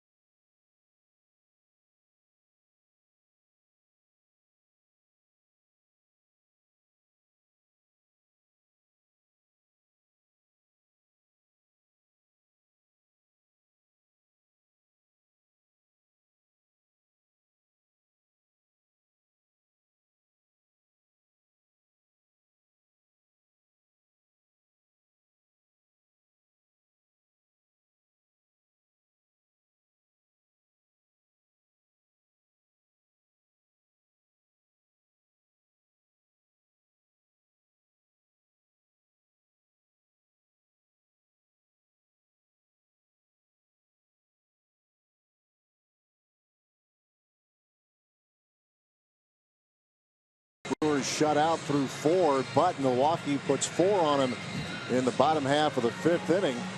Jonathan Lucroy driving in a couple, 2-run double. It's 4-1 Milwaukee moving to the 6th. Yeah, when he was walking off the mound after the inning, I saw him very politely say something to home plate umpire Clint Fagan, who kind of shook his head yes and walked back into the dugout. So I would imagine it had to be that 2-strike pitch to Aaron Hill to start the inning. Yeah, it looked pretty good, but it was called a ball, and Hill was able to draw a walk, and the Brewers were off and running. Rafael Ortega. Sack bunt and a walk. Ortega, the left fielder, committing the error. After Hill started the inning with a walk, the Rivera single, and then it went by Rivera. Hill was able to come around and score. There's a long layoff affects Jimmy Nelson a little bit. He was in that dugout. Of course, he was actively involved in that inning, running around, getting base hits. That always helps. There's a couple of them here tonight. And Aaron Hill with a nice stab in the play at first. Yeah, that's a base hit if he doesn't get it. If it goes over his head and one more hop, that's going to be a tough play for Jonathan Villar, because Ortega can run. He angles back on the big chopper, able to grab it and get the out.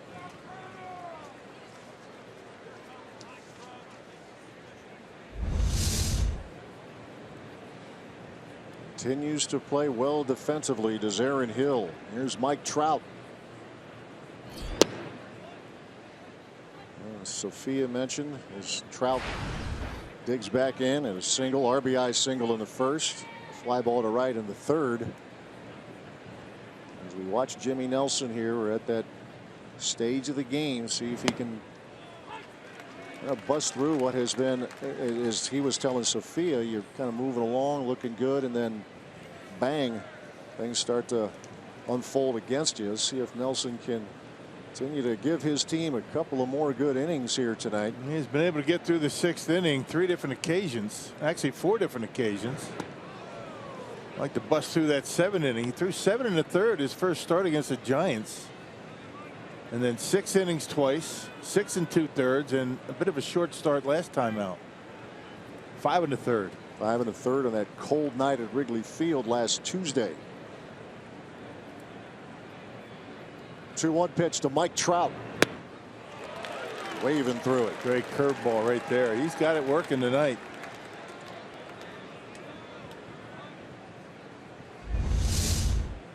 There's that spike curveball. He digs that index finger into the seams to get a little bit extra spin. Well located down. Ready with the 2-2. Breaking ball, chop foul.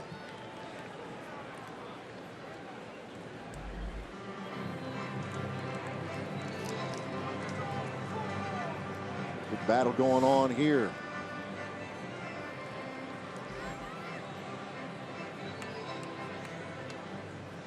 There's one nasty pitcher when he gets that breaking ball going.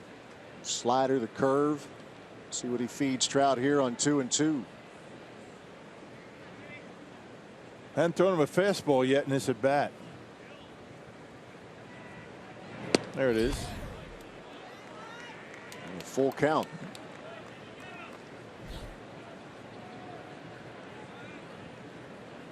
Trout hitting .290, an on-base percentage of .380.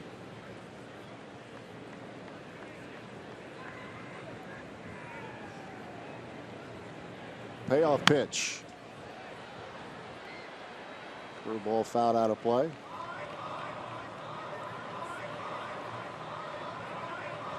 Start to get picky if you try when you're in the area of excellence that Mike Trout is. He will strike out a lot, but he would clearly qualify as one of those guys that you kind of live with that, knowing that he gives you the home run power, the run production, and an extended at bat here against Jimmy Nelson. He really doesn't seem like he's ever off balance, does he? Got that straight up and down stance and not a lot of movement, very quick hands. We saw in the first inning how quick his hands are on the inside corner. Got a base hit to left and a fastball in. Been a steady diet of off-speed pitches for strikes. This at bat to Trout. This is pitch number 9 coming up. Nelson versus Trout. And that is hit in the air to center field. Neuenhuis going back at the wall, and that is out of here. Mike Trout, number 6, and it's a 4-2 game. Yeah, hung right in there on another breaking pitch. That was a good battle, won by Trout that time. And then just able to sneak over that wall in center field. Neuenhuis didn't miss it by much. A slider that just stayed in the middle part of the plate, not a very good one. And Trout able to pull the hands in and drive it out of here. Just does make it over that center field wall. Well, he was measuring it, Kurt Neuenhuis. You're right. Didn't miss it by much. Here's Pujols. With that homer now, the Angels have gone deep in their last 11 games.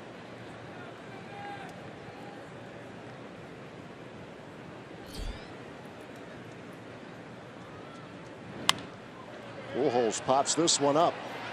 Aaron Hill. Foul territory. And there's out number 2. It's almost like you have to rub your eyes to see that batting average for Albert Pujols. Sub 200 and just not used to that. Let's revisit our Carsoup.com trivia question. Who are the 4 managers in Brewers history to win at least 90 games in a season? Well, you're looking at one of them. George Bamberger, Tom Trebelhorn, Phil Garner, and Ron Rennick. Yeah. 1987 for Trev, team streak.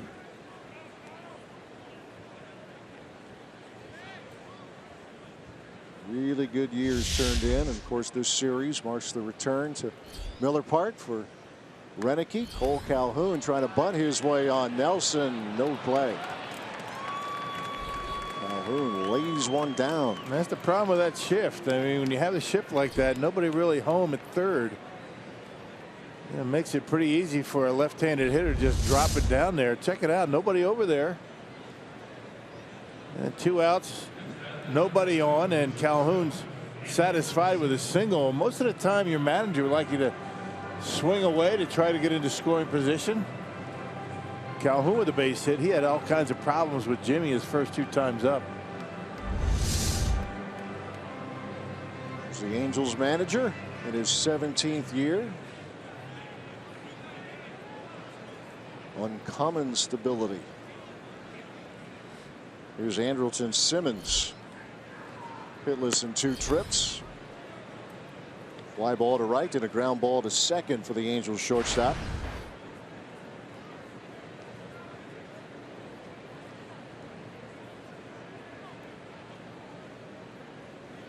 Known far more for the glove than with the bat. But he did have a 12-game hitting streak early this season. 4 years with Atlanta. Yeah, anything this guy does with the bat is a bonus because he's so good out there at short. If everybody around him is doing their job, I mean, you can afford to have a guy not swinging the bat, driving a lot of runs, because he can save you a ton out there at shortstop. 2 balls, no strikes. Fastball in there.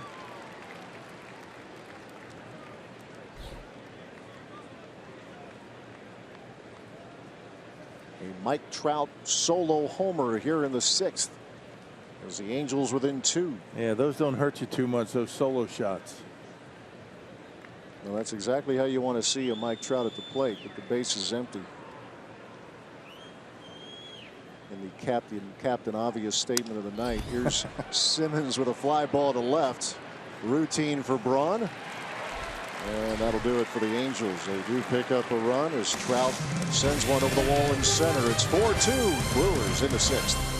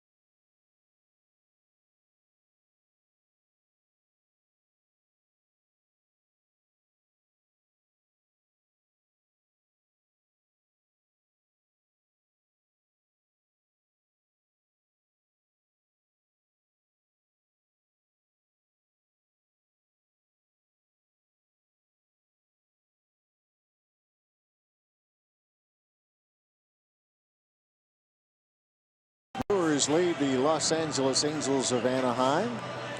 Greater coverage of baseball brought to you by T-Mobile. Check out some scores going on. Cubs and Pirates opening up the series in Pittsburgh. Giants and the Reds. Reds leading. They have a couple of their starters out tonight. Mets lead the Braves and the Phillies on top of the Cardinals.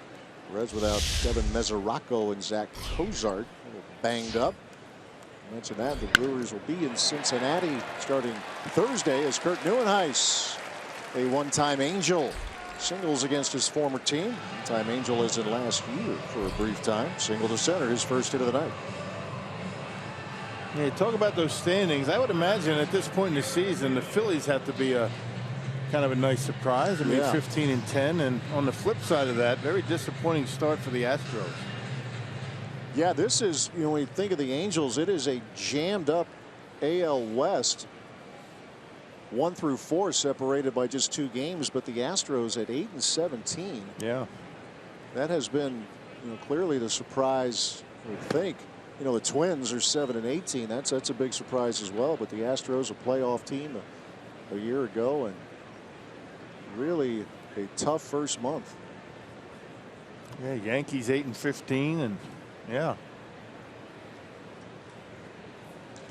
Here's how it looks. Up for grabs, that division, right? I mean, it's early in every division, but pretty bunched together. AL West and NL West pretty tight 1 through 4. Actually, no one is above 500 in the National League West. Dodgers and Giants have split their first 26 games. 2 Chicago teams with the best records in the big leagues. Yeah. Fans know about the Cubs, follow the National League, what the Cubbies are doing, and the White Sox 18-8 atop the American League Central. Nationals off to a good start. Early, we know, but some notable first months for several teams, both good and bad, surprisingly so. In the case of teams like the Twins and the Astros. Here's Aaron Hill trying to find the gap in left center, and that's going to drop a base hit. Neuenhuis will motor to third, and the Brewers, there's something going again here in the 6th. Man, Mike Trout got to that baseball quickly, didn't he? He got it in, and I mean, off the bat, you thought that was going to be a double, but Trout got out there, got it into second base very quickly, and held Aaron Hill to a single. And Jared Weaver has been getting a lot of the plate all of a sudden now, and Aaron Hill able to drive that one into the gap. And check out Mike Trout, how quickly he gets this ball in. And Hill has to stay at first base, right on the money. Love watching that guy. Yeah, that's one of those things that won't make the highlights probably, but it's really good work. No real glaring weakness. No. Yadiel Rivera.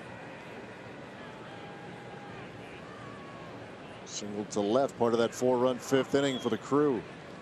Another threat here for Milwaukee. Angels have the infield halfway. They don't want to fall any further behind. Even with the bag on the corners and halfway up the middle.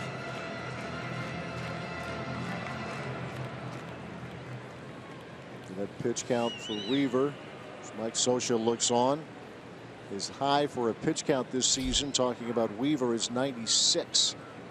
That was in his second start against the Twins, and it was his only no decision through his first 4. He is 3-0.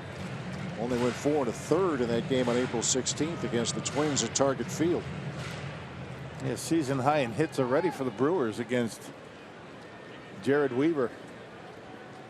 Yeah, he gave up 8 in that outing against Minnesota, and 9 in his last start, or rather, yeah, it was 9 in his last start. And there's hit number 11 as Rivera will bring home Kurt Neuenhuis, and it's 5-2 Milwaukee. Yeah, gotta believe the end is near for Jared Weaver, and Mike Scioscia's got a foot on the top step of the dugout.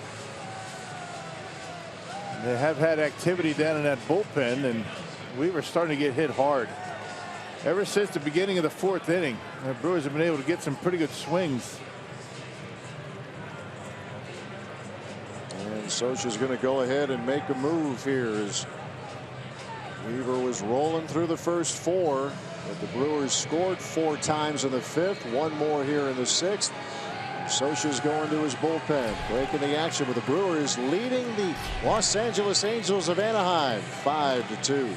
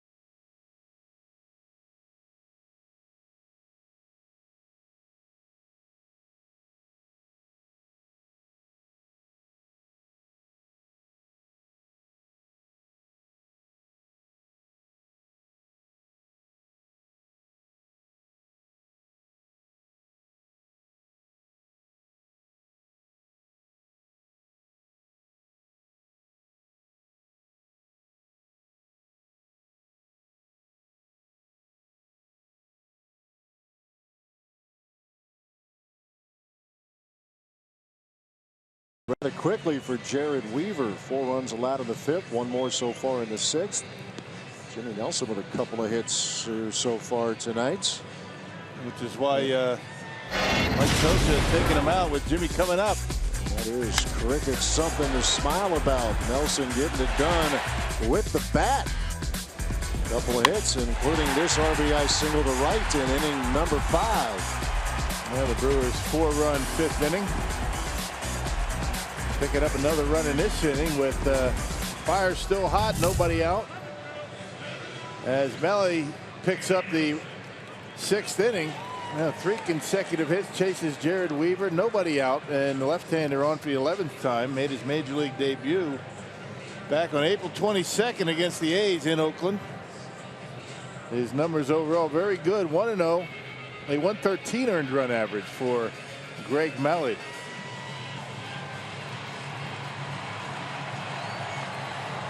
Here comes Mr. 2 for 2. Jimmy Nelson. And will he bunt or will he not? Swinging a hot bat. Tried to bunt last time, couldn't do it, just got a base hit. Said, forget it, I'm not bunting, I'm going to get a hit.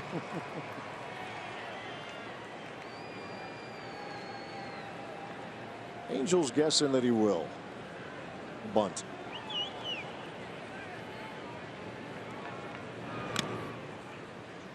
And unsuccessfully so in the first attempt.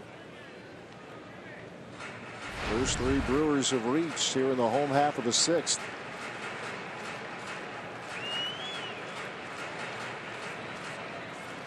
As the Angels going into their bullpen. 23-year-old Greg Malley to face Jimmy Nelson.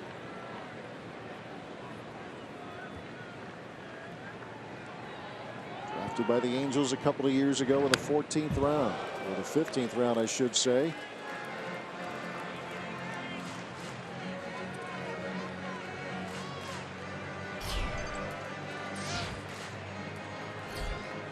Two strikes and nothing to Jimmy Nelson. 5+ for Jared Weaver. 11 hits he allows. 5 runs and responsible for the runners at first and second.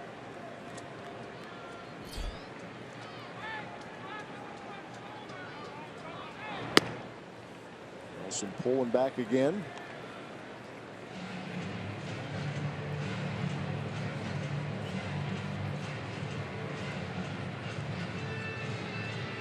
Malley last year worked his way up through high A, then double A ball. Part of the Arizona Fall League. One appearance in AAA before the call up.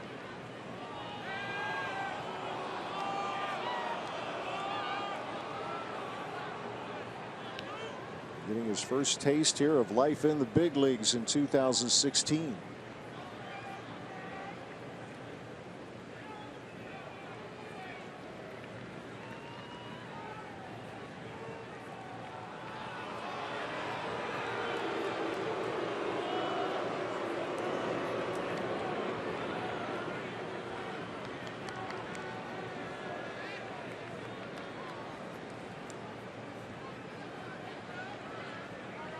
The 1-2. And that will be strike 3 as he fouls the bunt attempt, and there's out number 1. Yeah, tough arm angle for Jimmy Nelson. That ball coming from right at the top of the pitcher's mound and not able to get it in play. I say Malley will change that arm angle all the time. He's got 3 or 4 different arm slots that he comes out of, and making him even more difficult to hit. Off to a good start to his big league career.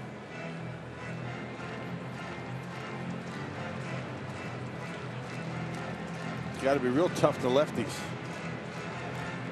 He's going to face one right now, and Alex Presley.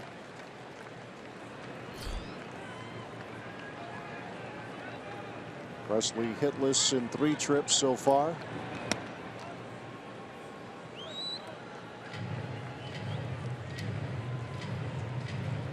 Inserted not long before game time with the announcement made. Domingo Santana removed because of right shoulder tightness.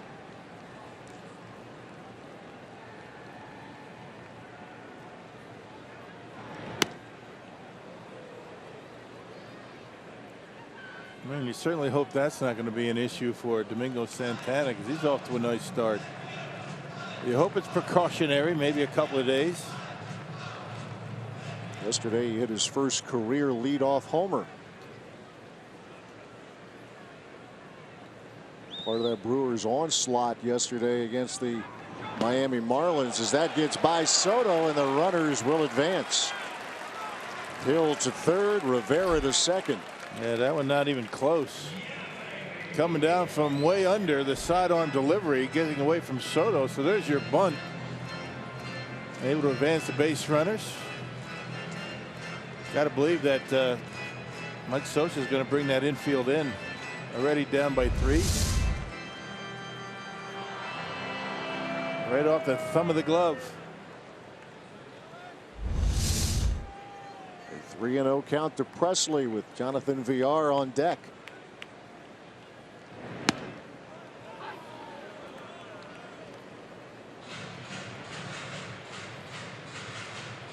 Presley with 5 RBIs already. His brief time as a Brewer.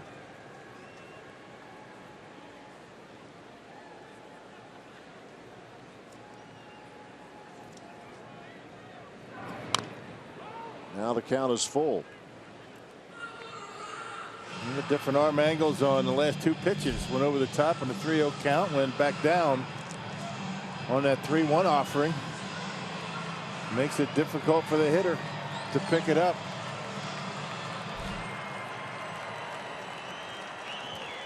Well, getting their first look in the big leagues with Greg Malley.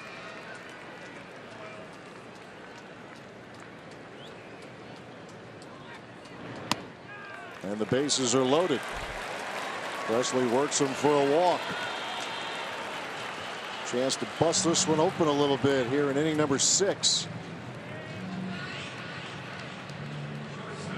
Malley, that's the guy he wanted. He wanted Presley so he could work to VR with 2 outs. Good job by Alex Presley to draw that walk.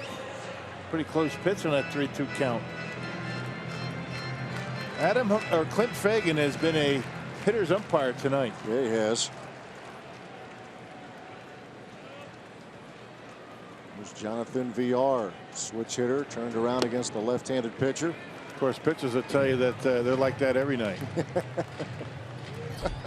Of course they will. I can't much blame them. I mean, in all honesty, from what we've seen so far this year, the strike zones have been pretty tight. There's Cam Bedrosian getting loose for the Angels.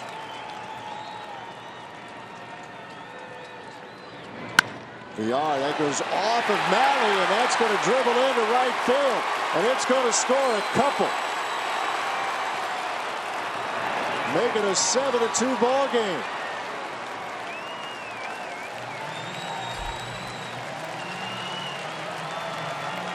Jonathan VR.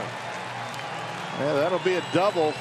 I'm not sure where it hit Malley, but it ricocheted right in between Pujols and Giavotella and into right field. 2-run score.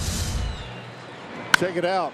I think got him on the foot or on the leg and into right field. 2 in. And second and third with the big boys coming up. And that's going to be it for the left-hander. Yeah, got him on the right above the ankle and into right field. A double switch coming up here for Scioscia's Los Angeles Angels. There's the Brewers with 3 runs across so far, still just 1 out. And Milwaukee rolling along. Another pitching change at Miller Park. It is 7-2. The Brewers leading the Angels.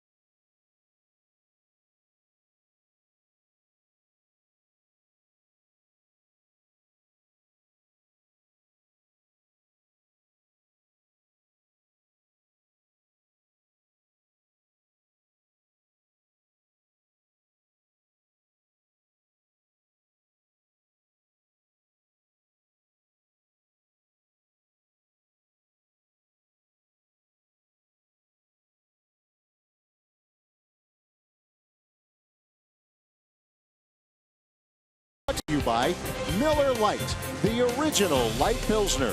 Cheers, it's Miller time. And by the Wisconsin Lottery, reminding you to please play responsibly. Another big inning going here for the Brewers. More to come, perhaps. 7-2 Milwaukee. With 1 out in the bottom of inning number 6. Cliff Pennington now in there, part of a double switch for the Angels. And on the mound is Cam Bedrosian for LA. Yeah, Bedrosian got called up on Friday. He's pitched each of the last 2 days.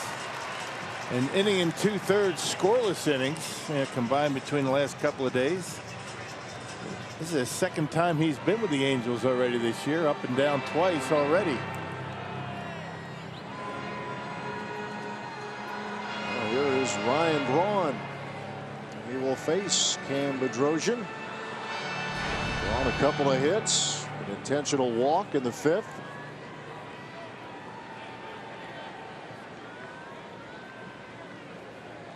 If the name Bedrosian sounds familiar, yes, he is the son of Steve Bedrosian.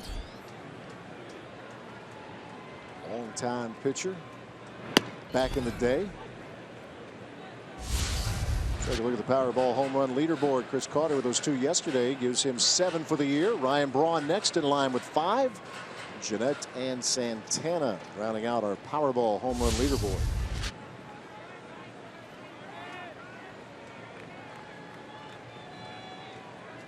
Oh, 1-1 to Braun with runners at second and third. 1 out. He's got a good arm, this guy. I mean, 95 to 97 with some sink on it. Slider to go with it.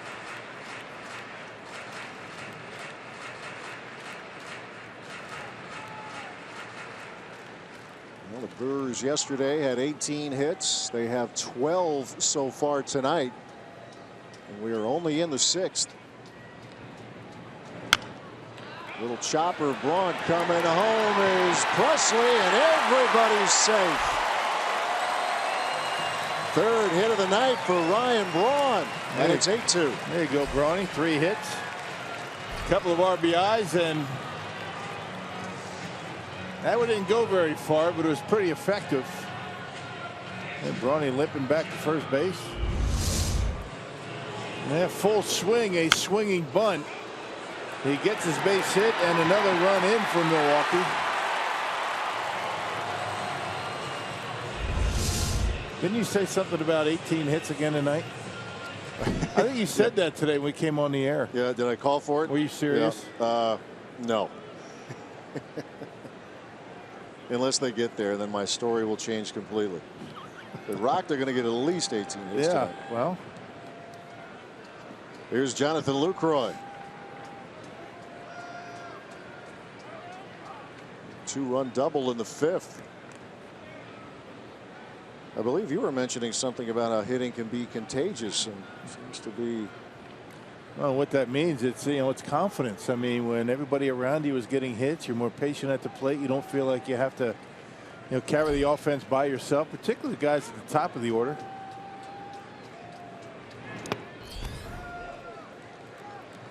And plus, when there's men all over the bases like the Brewers have had tonight, ever since the beginning of the 4th inning, I mean, pressure's been on the pitchers. I mean, Jared Weaver's had pressure on him, you know, since the 4th inning. You have a tendency to make mistakes when you've got men on base. Weaver been pitching pretty well. Brewers dropped a 7 spot on him tonight. Yes, they did. 5+ innings.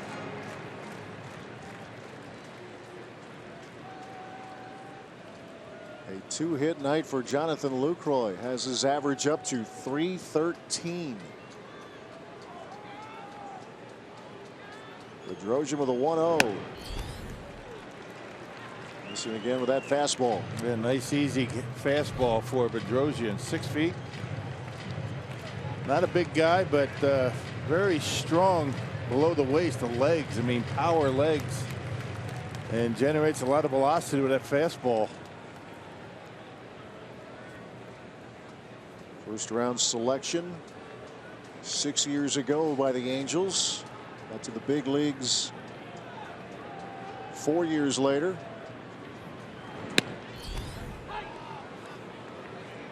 2-1 to Lucroy.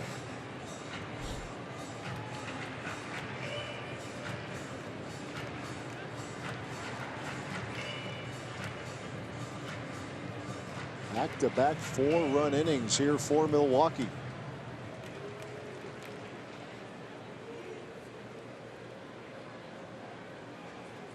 Lucroy facing Cam Bedrosian. His father Steve, the Cy Young winner. The Phillies back in 1987.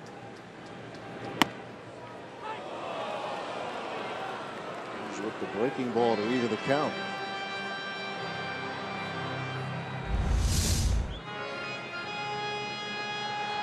Yeah, breaking pitch. Look at that pretty good pitch right at the top of the strike zone. Backup slider.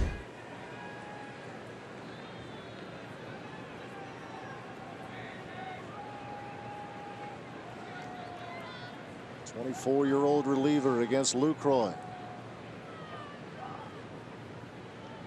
2-2 pitch. Chopper foul.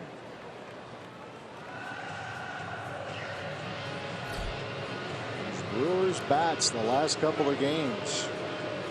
Busted loose. It's been everybody. Bottom of the order has been good, including Jimmy Nelson. And when the bottom of the order gets on, it really does help the top of the order. You know, men on base.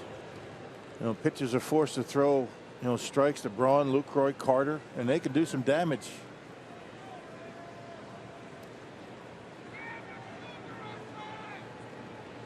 Yard third, Braun at first.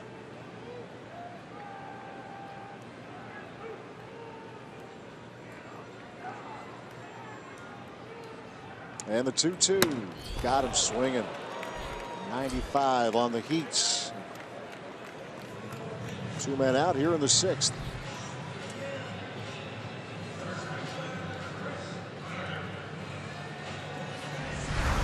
Everybody, just about everybody getting involved here. I'll tell you, one of the biggest at bats in this inning was that Presley walk. He might not have a hit, but lefty versus lefty drew a full count walk, and then the Brewers able to score 3 more. About that bottom of the order, the very bottom of it, Jimmy Nelson with a couple of hits. Here's Chris Carter, the 9th man up here in the inning.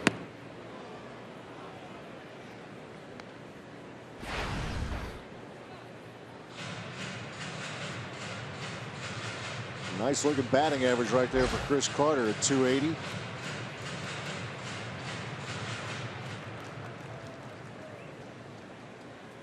Fourth inning single to center, a fly ball to right in the 2nd, and a pop up to Giavotella, the 2nd baseman, in the 5th.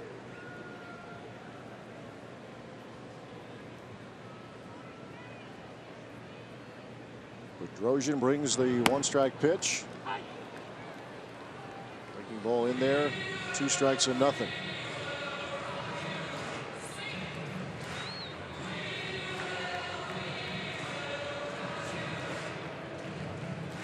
Four stints with the Angels last year from Cam Bedrosian, appeared in 34 games.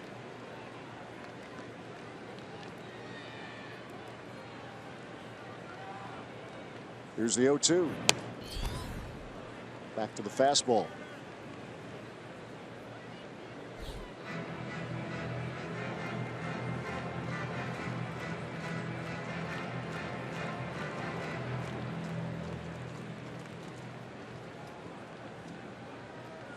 Another long inning in a good way for Milwaukee. A 4-run 5th. They have matched that here in inning number 6. Yep, and they batted around in this inning. The 1-2. Continue to make them work.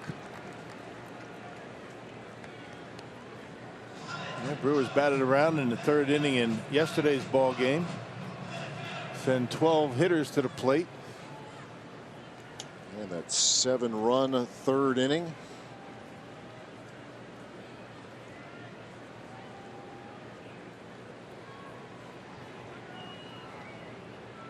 Two pitch. That is strike 3 called. Got him on a 96-mile-an-hour fastball. But another good frame here for the Brewers as they put 4 more across.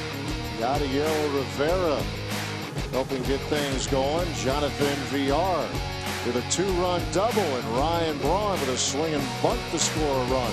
It's 8-2 Brewers after 6.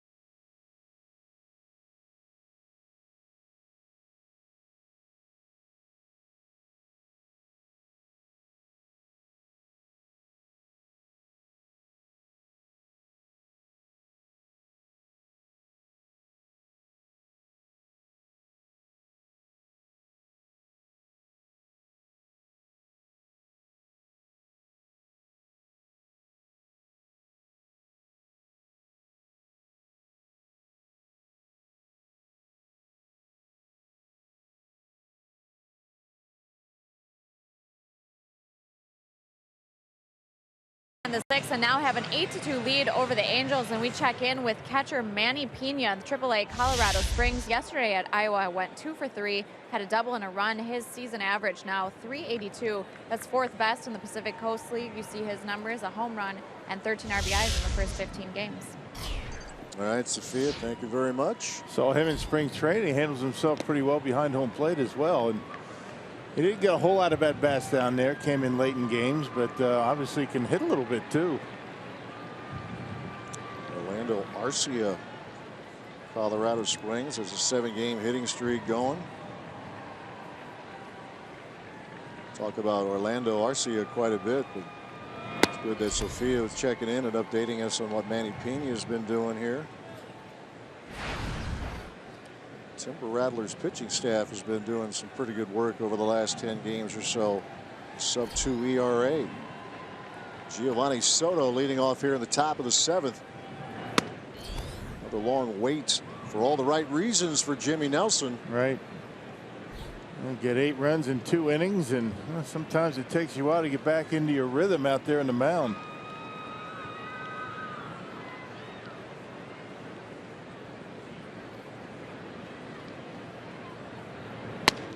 Yeah, pitch count is really in good shape for Jimmy at 84 right now.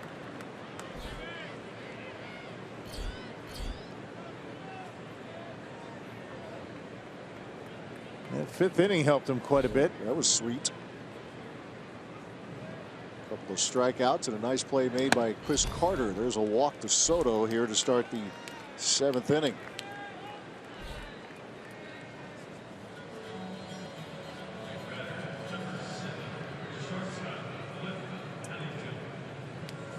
He can handle prosperity here. A 6-run lead.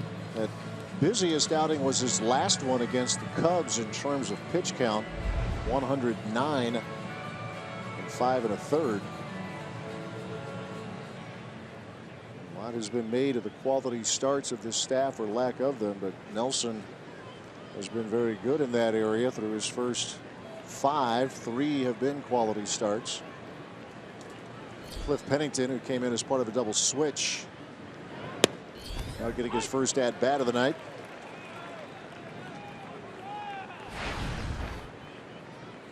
Pennington, a switch hitter, one of 2 on the roster for the Angels.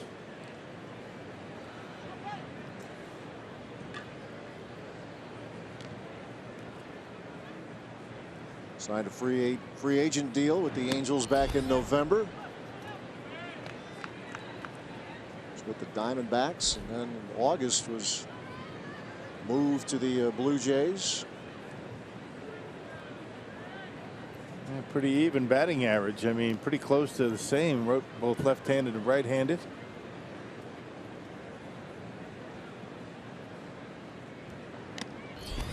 Foul tip in the middle. Lucroy. Ball 2 strikes to Pennington. Broke into the big leagues in 2008 with the A's. Here for 5 years before moving on to the Diamondbacks. First round pick of Oakland back in that terrific draft of 2005. 1-2 pitch. Got him swinging. He kept climbing the ladder further and further, and he chased every one of them. Good night's work turned into this point from Jimmy Nelson. Yeah, he's really had all of his pitches working for him. We haven't seen too many changeups, but locating the fastball, able to get in on some hands. I mean, that 2-seamer working well against right-handers, and he's doing some good sliders. His curveball's been good. It's just been a good, well-rounded start for Jimmy Nelson, and he's got a couple of hits and an RBI. 5 strikeouts working against Johnny Giavotella.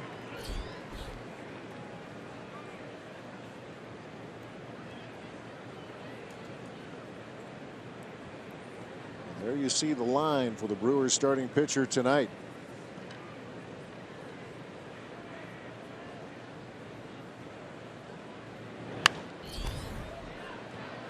And it's 0-2 to the Angels second baseman.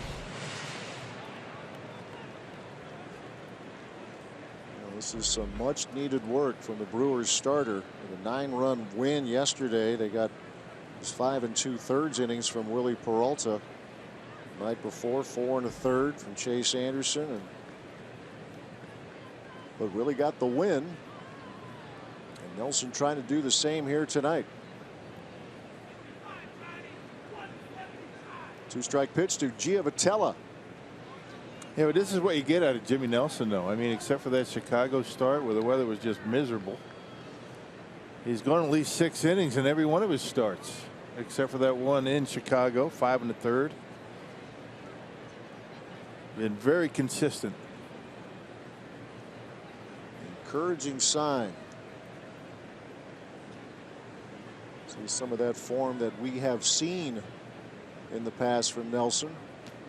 As Giavotella waves at it and does not get it. 2 men out here in the 7th. That slider out of the zone with a strikeout. He threw a fastball to Pennington up and out of the zone and got a strikeout. So Jimmy's got him chasing here in the 7th. And you see the grip. There's a slider. Good block by Lucroy. 2 outs. Giovanni Soto, the runner at first, as Nelson will face the top of the order.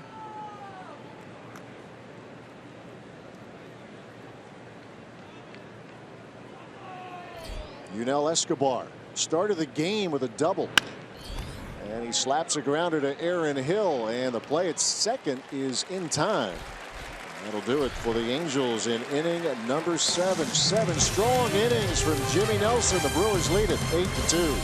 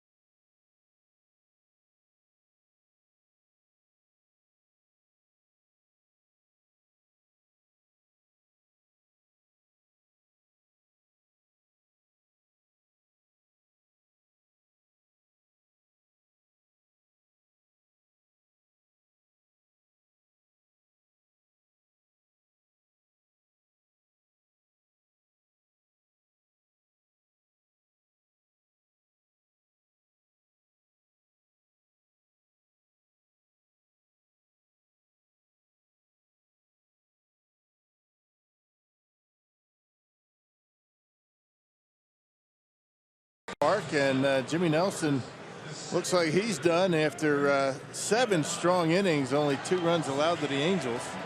Hey, on Saturday, May 14th, the Brewers take on the Padres, and all fans in attendance will enjoy a free post-game concert by Andy Grammer, courtesy of Pick and Save. Reserve your spot today at Brewers.com.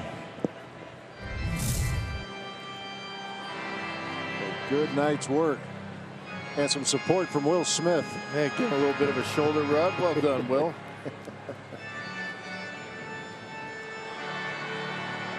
Kurt Neuenhuis singled his last at bat, 1 for 3 tonight. That Andy Grammer postgame show here, that date also marks the return of what's his name? Your partner. The other guy? The other guy, yeah. He will be back then. What is his name? The initials are BA.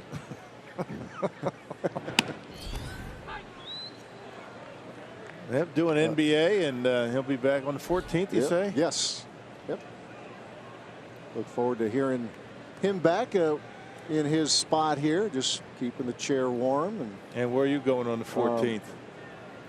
Might be here to watch the concert. Well, little probably getaway time. There's a strikeout for Kirk Neuenhuis. Get your 18 back. That'll be good.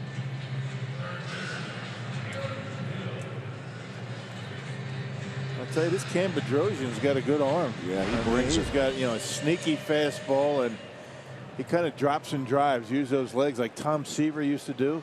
Pretty straight fastball, but he's got something on it. Well, the thing that I remember about Seaver, in addition to the obvious of his Hall of Fame performance, he really had it going. You get that knee, you get the dirt on the knee, you know, you get that leg drive going. Yeah. So you knew that he was doing what he needed to do out there on the mound.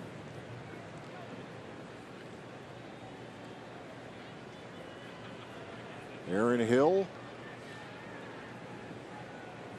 starting to get things going here at the plate. 2-hit day yesterday. Base hit tonight, a walk. He scored twice. Down 0-2.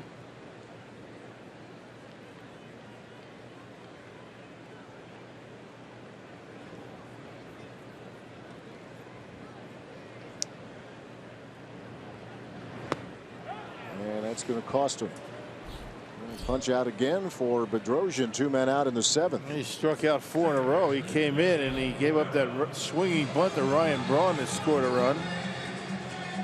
And the last 4 hitters are struck out. This time on the breaking ball. Almost got through the legs of Soto.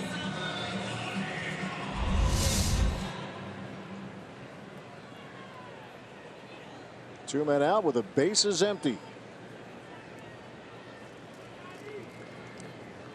Yadiel Rivera, 2-hit night.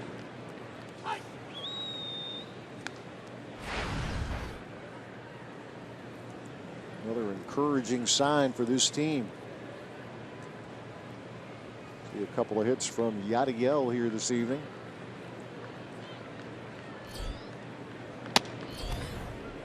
Mentioned Cam Bedrosian's father, a Cy Young winner with the Phillies. 14 years, Steve Bedrosian. Worked in the big leagues, Braves, the Giants, Twins. He could throw hard too. Like father, like son. Yeah. Take something off there. A ball, 2 strikes. Steve taller than his son. Yeah, Steve's got a little bit of size there.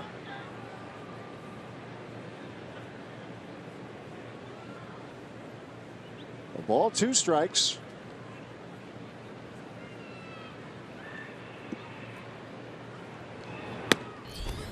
And that is 5 straight strikeouts for Cam Bedrosian. Strikes out the side here in the 7th. It is 8-2 Milwaukee.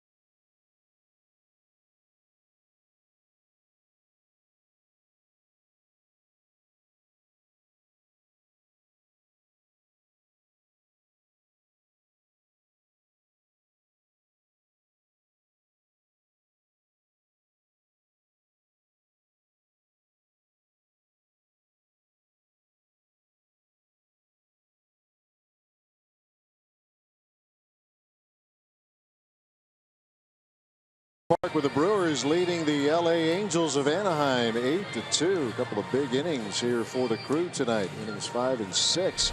Let's check out Miller Lite's what's on tap. Game 2 of this series as Junior Guerra will have the starting assignment for Craig Counsell's team. Nick Tropiano on the hill for the Angels. We'll get things started tomorrow at 6:30 right here on Fox Sports Wisconsin. Yeah, we saw Junior Guerra in spring training, threw the baseball pretty well. Not a hard thrower, but it should be interesting tomorrow as you got a couple of changes. You got Michael Blazek now taking over for Jimmy Nelson, and Flores out in left. Good 7-inning effort from Jimmy Nelson as now Blazek takes over. He's been very good for the Crew so far this season.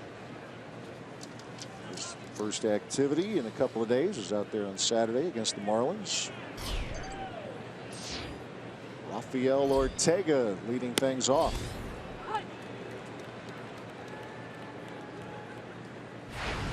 Ortega, the left fielder, a center fielder by trade, but I think the Angels kind of like who they have out there these days. So left field is the opening for him. Blazek going to work quickly. 2 strikes and nothing. I think center field is pretty much taken for the next 15 years. As long as he possibly can. Mike Trout will be out there. Yeah. And busted bat and ground ball to Chris Carter for out number 1. Maybe more. Yeah, a 24-year-old who's already a 4-time All-Star and an MVP and a runner-up on 3 other occasions. Go back to the 6th inning, and here's what arguably the best play of the game did. Just over the outstretched glove of Kurt Neuenhuis. Didn't even get good extension on that ball and still able to drive it out of here.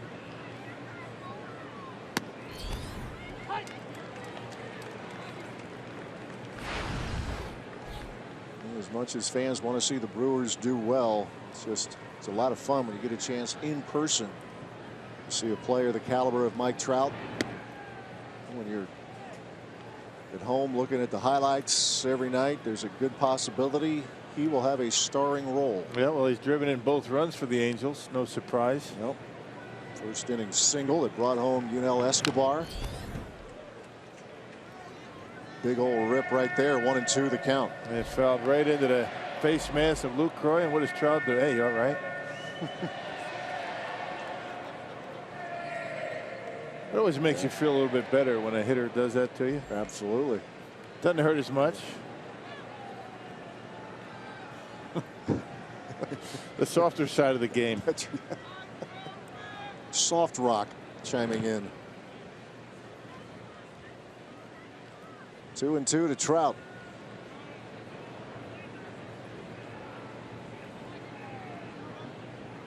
Average up to 298.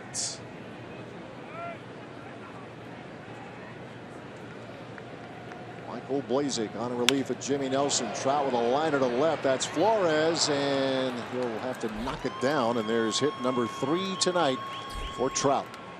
Yep, 3 of the 5 belong to Mike Trout. No surprise.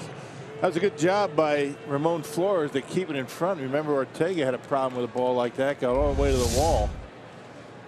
Breaking pitch from Blazek, and Trout able to hook it. And watch Flores doing what he has to do to keep it close, keep it in front of him. They work on that in spring training. Got to knock it down. Can't let it get by you. Yeah, if it does, Trout might circle him. Here's Albert Pujols. Yeah, that error was a big play in the game when Ortega let the ball get by him and set up a nice inning for Milwaukee. That was in the 5th. 5th inning. 4 runs in the 5th, 4 more in the 6th for the Crew.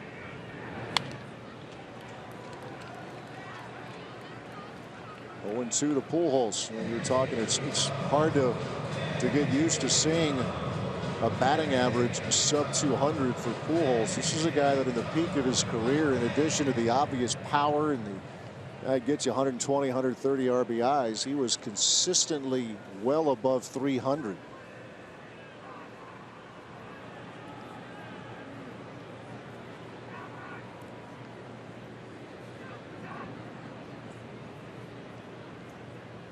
Two-strike pitch. And you look with a guy like him, and you can break it down any number of ways. But one of the advanced statistics, the OPS plus number, where league average is 100. Year in and year out, he'd be in that 160, 170, and even higher range. And even last year, the OPS plus was 117. Again, league average for that stat is 100. There's a liner down the line. That's going to be extra bases. It'll go to the corner as Flores runs it down. Trout's going to score, and it's an RBI double for Albert Pujols. 8-3 is the score. They tried to come inside with a fastball after Pujols looking bad on the breaking pitch. Tried to bust him inside, maybe thinking he was looking away, and see Lucroy creeping inside, and Albert able to handle it on the inside corner and rip it down the line.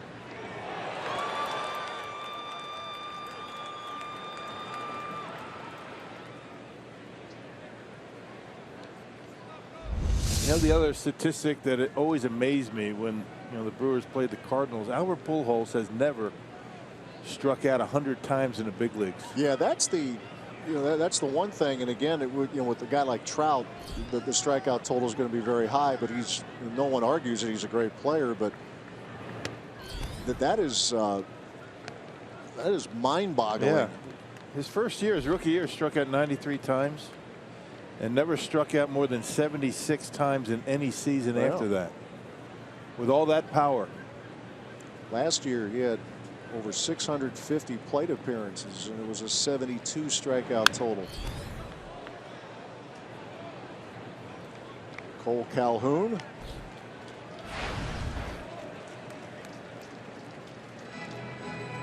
Bunt his way on in the 6th inning.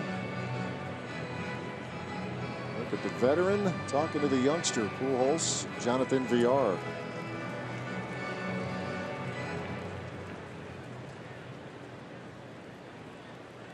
The ball is strike to the Angels right fielder.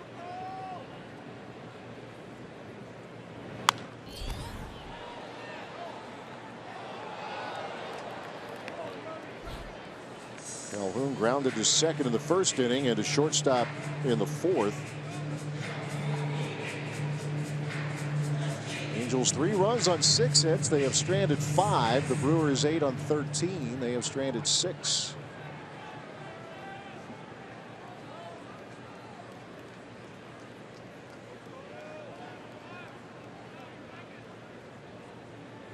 Blazek ready with a 1-2.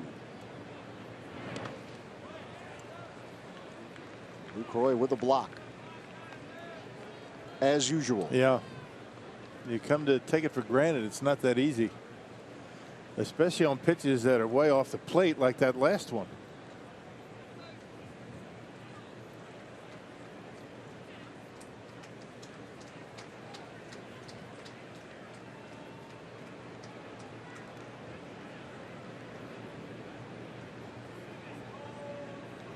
Two pitch.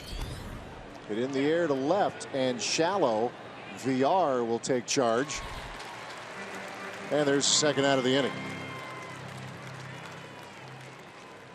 Hey, on Sunday, May 15th, the Brewers take on the Padres, and all kids 14 and under get a Jonathan Lucroy replica jersey courtesy of Quick Trip. Reserve your spot today at Brewers.com. What happened to that jersey you had up here? I gave it back to someone. I didn't rip it off. They gave it to you. What'd you do with it? Huh? I don't know what I'd do, but I can't fit into it. Do we have it? Do we have it somewhere? We'll it's legit. It's a nice jersey. It is a very nice jersey. We are efforting that jersey as we speak. And ask and you shall receive. Right here. This is what we're talking about. Right here. Huh? Yeah, same material the guys use, pretty much. Oh, yeah. Yeah, nice. That is sweet. Now I want it on camera that I'm giving it back. There, Rock. There you go. Don't Here, rip it off. Renee. All right. There you go.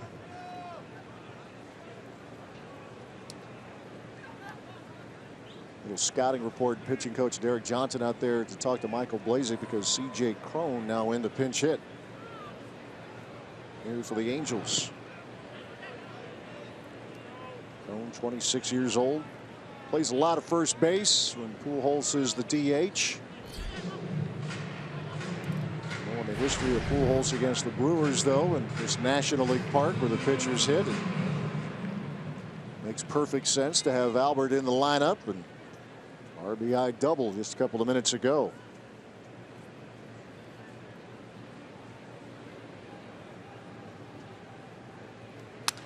And Cron whoops one into center field, a base hit. Here comes Pujols. The throw from Neuenhuis is in time, and Pujols is out at home.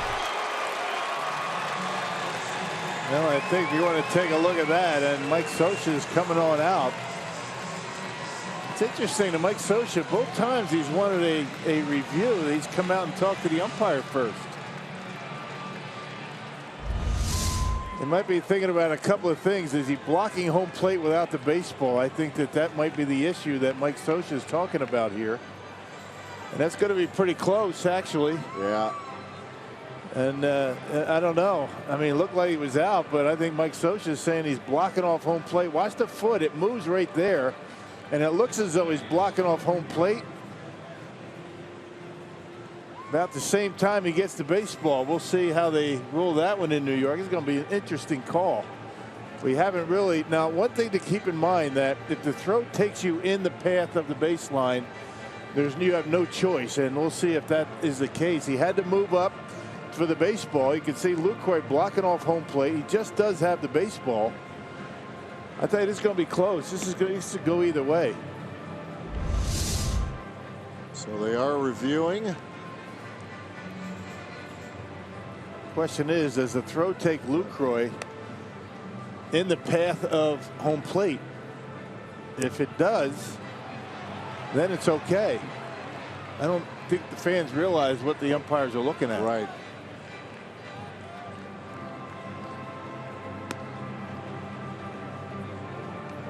Crew chief, this is as you just see there, an umpire review. And they're going to determine whether, in fact, as Rock mentioned, Lucroy blocked the plate. Right side of your screen is the crew chief, Bill Welke. He's clearly out, but that's going to be the question that they have to answer in New York.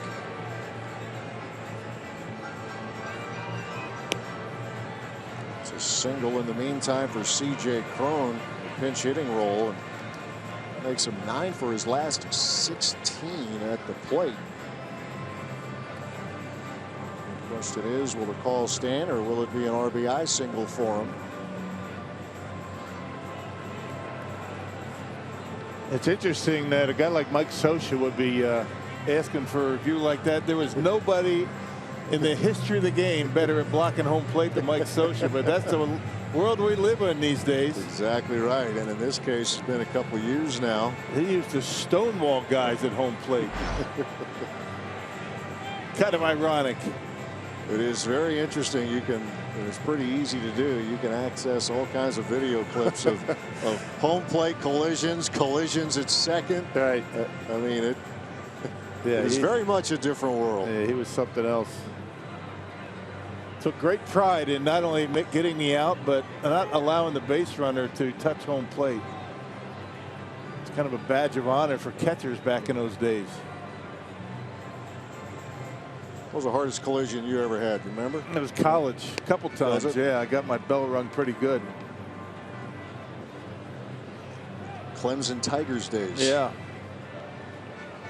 Big leagues, not so much. Really wasn't. No. It's taking a little time. So, I guess if you get back to the timing of these replays. I mean, I guess if you can't determine in a specific length of time, let's say 90 seconds. I mean, this has got to be working, what, 3 minutes here? I would think so. I'm not sure what they're looking at. I mean, you really can't see any other angles. They've seen them all. And they're wondering if Pujols had a clear path to home plate. I don't know.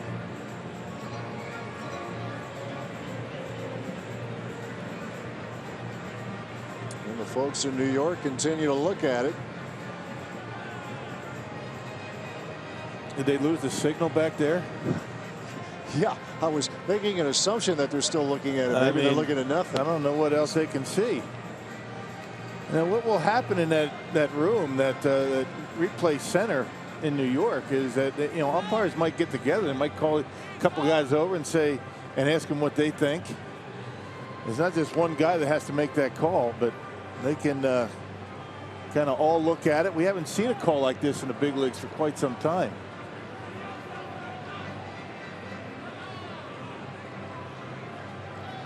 Well, let's find out. And we will be safe at home. So clearly blocking the plate is going to be the ruling. So Pujols gets the run scored. Cron the RBI. The council looking for some clarification. Well, again, this is the world we live in Major League Baseball, and whether you like it or not, that was the call. Kind of ticky-tack. It's kind of like touch football these days. You can see Lucroy, he's in front of home plate. There's no question about that. And I'm not sure what took him so long to make that call. Yeah, Albert Pujols doesn't run all that well, and a couple of hops. Everybody happy that he's out. And Pujols right away telling Sosa he was blocking off home plate.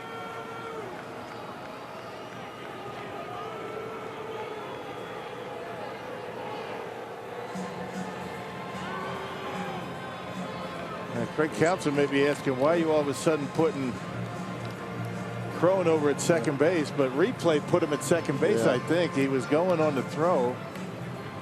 What, are they going to go back to the replay? Are you kidding me? Well, the first review took 4.5 minutes.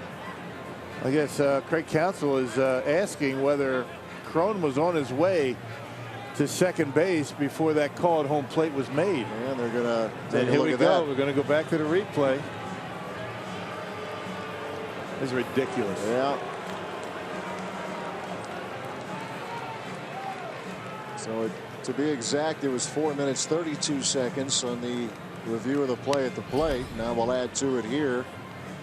It's an 8-4 ball game as the Angels have scored twice here off Michael Blazek in the inning. Now they're going to put him back to first. There you go. Boy, oh boy. And now Mike Sosa's going to have a talk with the umpire. Maybe they'll put him back at second now. Who has a talk with the umpire last? That's where they put him. Right. There was a game a little over a week ago where there was a balk, a no balk, and then a balk. Not a Brewer game, but yeah, right. A Pirates-Padres game. And now they get this one, I believe, squared away. C.J. Cron, an RBI single for Sosa's team.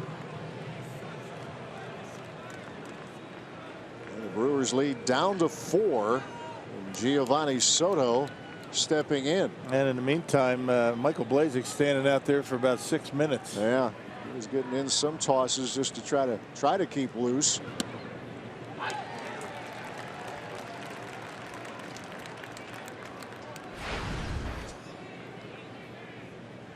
Couple of strikeouts for Soto, plus a walk in the 7th.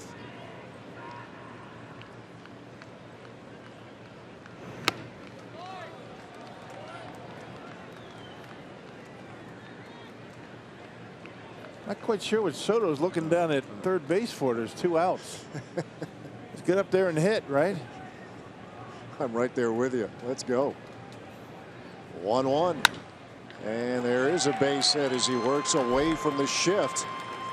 And the Angels are making this way too interesting here. And nobody getting loose in the bullpen. Michael Blazek has given up now 4 hits and 2 runs.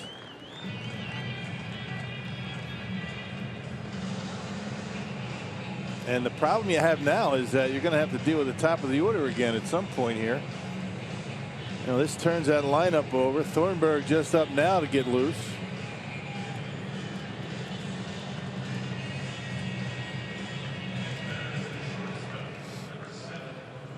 Well, a chance here already, a 2-run inning for the Angels, and they can make this a big one.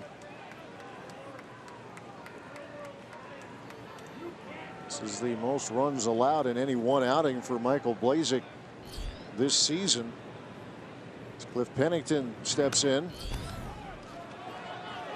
Got away from Lucroy, but not enough for Crone to advance.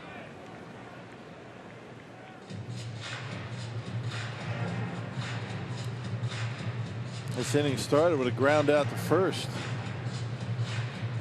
Trout the single. Pujols an RBI double. After Cole Calhoun popped up. C.J. Crone with an RBI single, and then Soto with an opposite field single. And this has popped up. Aaron Hill will have no play.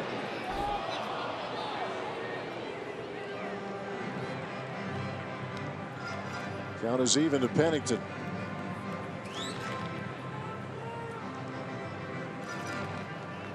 Two big innings for the Brewers. That has been the difference to now. 4 runs in the 5th, 4 more in the 6th.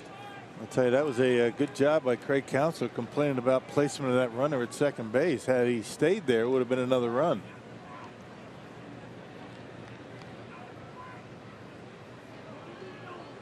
One pitch. Blazek with a fastball. It's fouled back.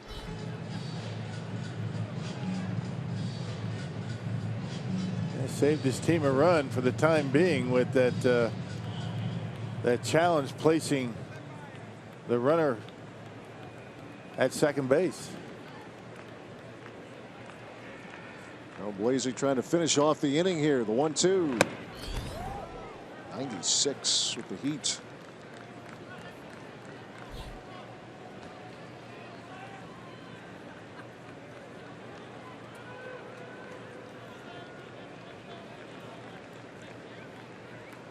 Thornburg gets loose.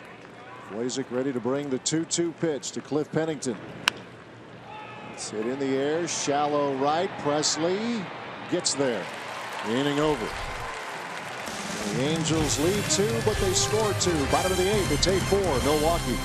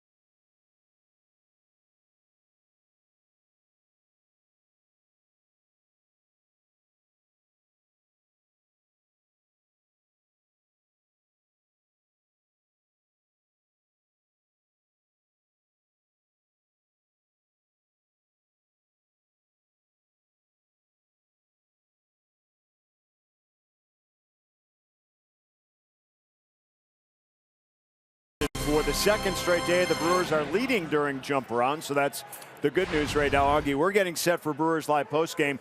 One of the topics, Ryan Braun, 372 now on the season. 3 hits yesterday, 3 hits today, and 545 with runners in scoring position. Boy, what great patience at the plate. You see what he does at the plate today against Weaver. The kind of guy you really have to stay back. You have to be patient, get a good pitch hit. Really went out, extended himself, hit a couple balls the opposite way, got a ball to pull, hit it to left field. This is a guy who's really swinging the bat very well. Patience at the plate, being able to go back up the middle. That's when he swings the ball the best. See, guys, Augie can talk more than just pitching. I love it. We're going to hear from Craig Counsell and the crew coming up. Brewers Live postgame. All right, Craig, Augie, thank you very much. We'll look forward to that. As Colin Walsh coming in to pinch hit, going after the first offering from A.J. Octor's shallow fly ball. It's going to fall into left field. And Colin Walsh for the base hit to start the bottom of the 8th. Boy, how's that ball drop, right? Man. That ball was up there a long way. You see, I mean, I'm amazed at that ball drop. It's going to be a base hit for Colin. He's due for some good luck. Ortega not able to get there. One of the reasons the shortstop's over there. That's a shortstop's ball. Ortega coming in just can't get there. And once again, the shift proves costly for the defense. I'll tell you, most of the time it works, but sometimes it does not. So that's how A.J. Octor is greeted. The new pitcher now for the Angels as Alex Presley steps in. And a ground ball to third. That's Escobar to Giavotella for 1, and that's all they'll get. 5-4 on the fielder's choice. That erases Colin Walsh, first out of the inning.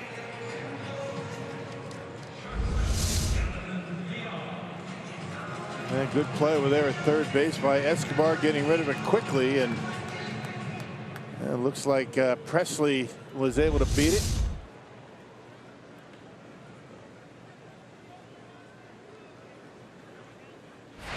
So Presley the runner at first.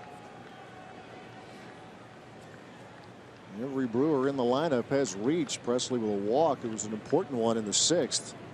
Jonathan Villar, a 2-run double his last trip.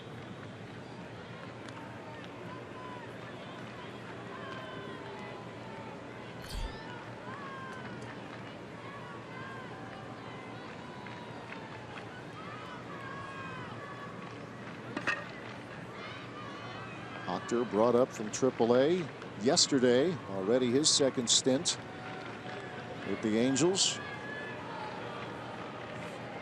27 years old, played his college ball at Michigan State. Yeah, there's been some movement in this bullpen for the Angels, and still they do pretty good. Yeah, they came in to this game over their last 11 with a 183 earned run average. Bedrosian looked good, striking out a ton of guys, 5 guys in a little over an inning of work. Malley struggled a bit, but yeah, they've been pretty good. 1-0 to Jonathan Villar. Presley is on the move. Soto with the throw, and Presley is out at second. Well, that was part of what they were telling us, that Soto still has it. His ability to throw out runners, and he shows it right there. Yeah, quick release. Not a very big lead at all for Alex Presley. Somewhat surprised. He actually looking in and stopped. He slowed down, and that's why he was thrown out. And maybe it was a hit and run. I'm not sure, but it didn't really look like a stolen base lead or an attempt. Kind of a crazy looking play. Villar trying to bunt his way on.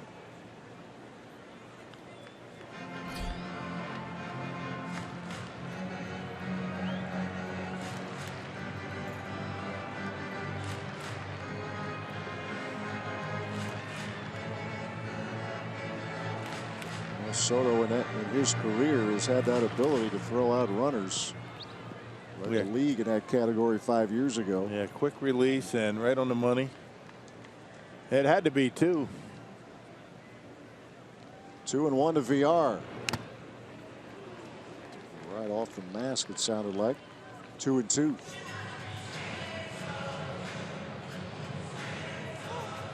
Got the lime green finger paint going. Interesting. Change up. Did you go with the lime green, or did you have a different shade? No, didn't have it. Didn't do that. We had tape around the fingers. Yep. Between the 2 knuckles. White tape. Yep.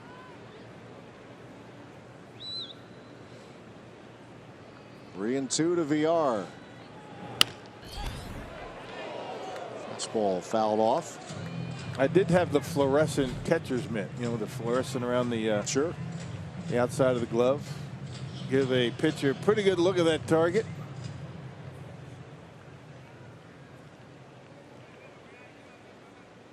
You don't see that anymore, do you? No, you don't. You do see the nails, though. You see a few of them with that look now. The pitcher can see the signs. I guess the lights are better in the ballparks these days. Probably so.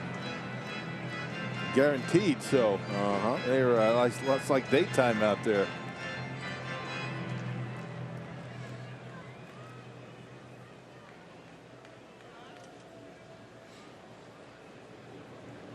VR with a good battle here. And he has just worked himself a walk. And this with a changeup, that allows Ryan Braun to come to the plate. We're caught up with the game summary here tonight. In the 5th inning, the Brewers break it through. This is Rivera's single, then an error as it got past Rafael Ortega. Jimmy Nelson helping himself. Couple of hits, including this RBI single to score Yadiel. And then Jonathan Lucroy, a 2-run double in the 5th inning. Mike Trout showing why he's one of the best around. Solo homer to center field, but it's a tough night for Jared Weaver as the Brewers with a 4-run 6th to follow their 4-run 5th. Runner going, and Jonathan VR with a stolen base, his 7th of the year. Yeah, he likes to run. He gets a good jump, a good lead, and able to beat that one relatively easily.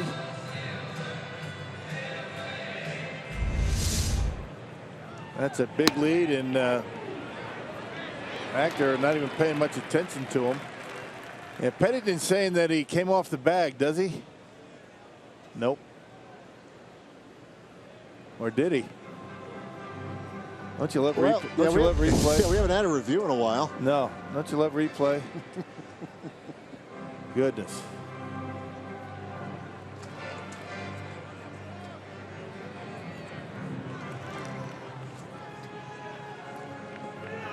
Well, never mind. Replay on. Yeah. So that swipe for VR has him tied atop the National League in stolen bases. Remember, he had 3 alone in the game last Thursday at Wrigley Field. Ramon Flores, 0-1 the count. Flores coming in for Ryan Braun. Oh, that's right. Yeah, forgot about that. Yeah, we saw Ryan Braun kind of hobbling back to first base the last time he was on. And Flores took over in left field a couple innings ago, and maybe that's why he gave VR the changeup. He wouldn't have probably done that with Braun coming up. A.J. Uchter with the 2-strike pitch.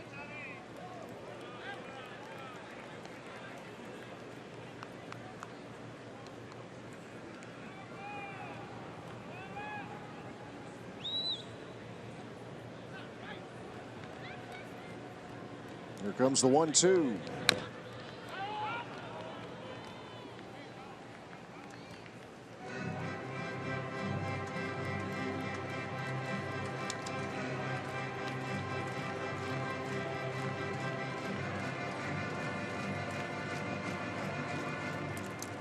RBI chance here for Ramon Flores with VR the runner at second.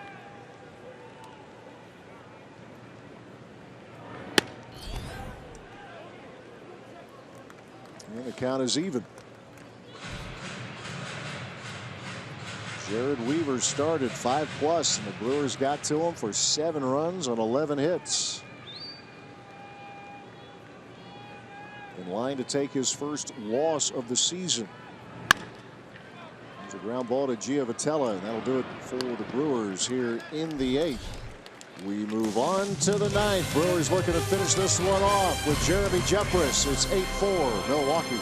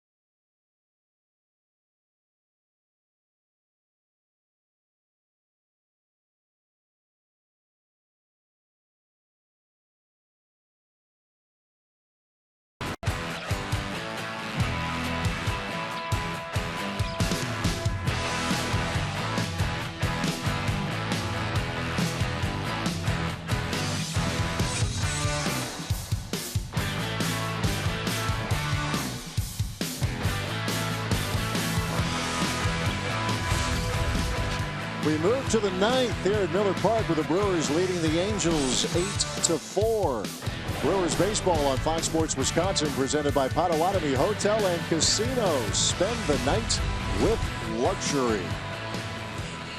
And Jeremy Jeffress on to put an end to this one here tonight. Now, Jeremy pitched yesterday against the Marlins. This is a tune-up. It had been a week between appearances for him. A scoreless 9th inning. He's been unscored upon in 9 of 10 appearances so far this year.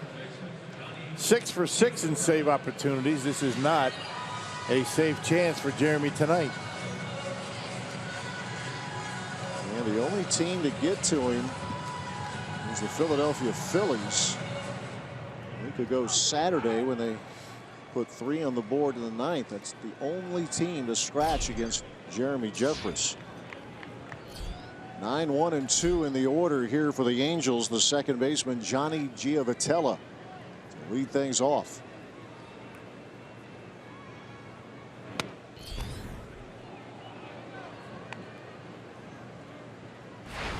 Brewers trying to win a second consecutive game after a 9-run victory against Miami yesterday afternoon. Trying to even up this homestand.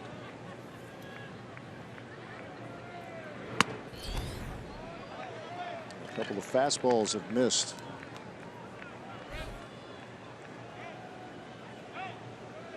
Jimmy Nelson, 7 strong innings. And it's not just the runs that scored in the 8th inning off of Blazek. It's the turning over that lineup. You're going to have to deal with, the top of the order again, and you hope you don't have to get the Trout and Pujols.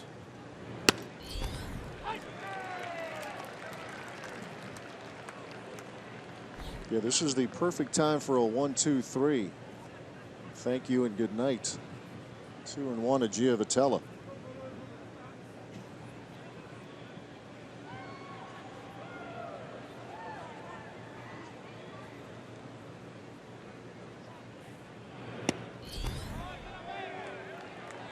Out of the zone with another fastball.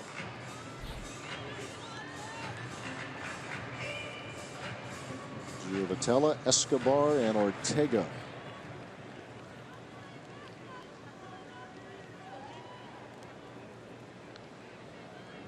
A hitless night so far. Jeffress trying to keep it that way for the Angels' second baseman.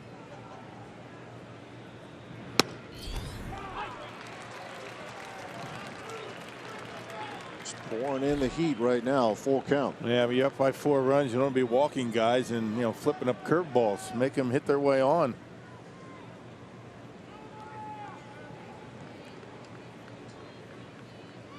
Three and 2 to Johnny Giavotella, leading off the 9th inning here for the Angels.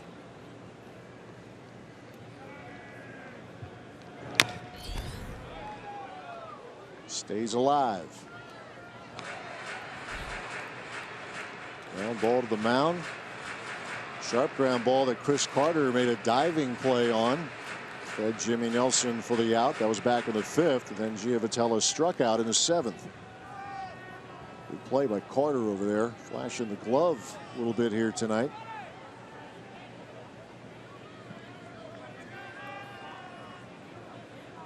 And Jeffress again ready to bring the payoff. And that's back up the middle. VR behind the bag, and it is not in time. Carter digs it out, but just a touch late. Yeah, that was a nice play by Jonathan VR up the middle. And I would imagine Craig Counsell was going to want to take a look at it. Anything close, you got to look at it. Yeah, they will review this. And Counsell seems to think that that's an out. Well, if nothing else, I mean, why? He's out. Oh, yeah, he's out. Umpire's having a rough night. Well, that's a heck of a play right there by Jonathan VR. And look at the pick. It's going to be close. Yeah, the first look, not that one, but the one before looked definitive, said the Brewer announcer.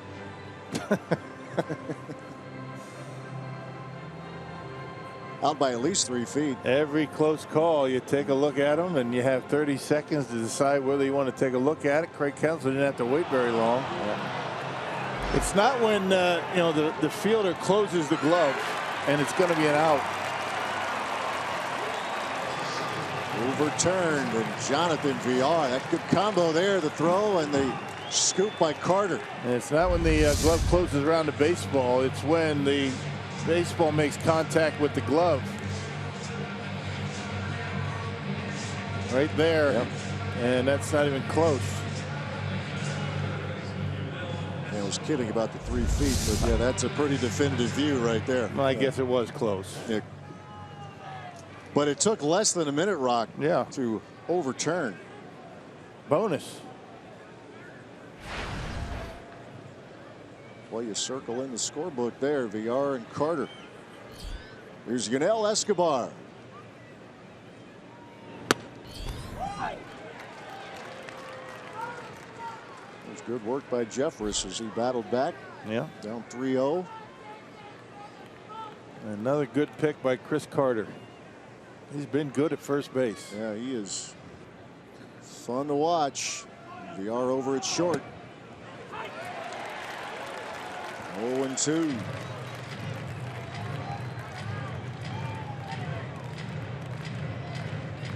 Escobar last year with the Nationals at .314. Hitting .284 at the moment for the Angels.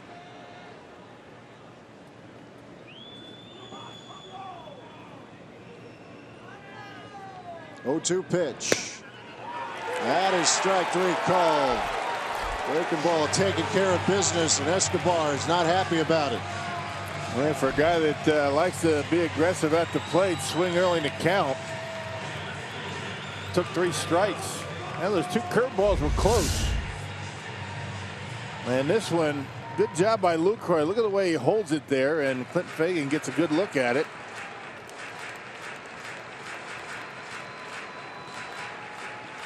We've seen that pitch called balls all night.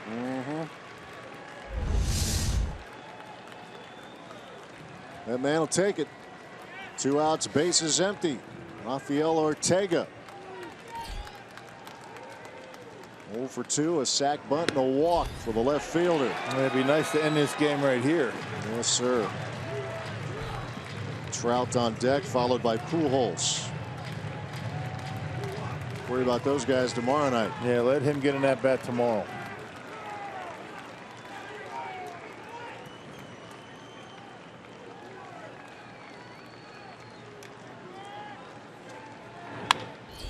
Into right field. Presley will play it on a hop. And we'll look at Trout one more time tonight.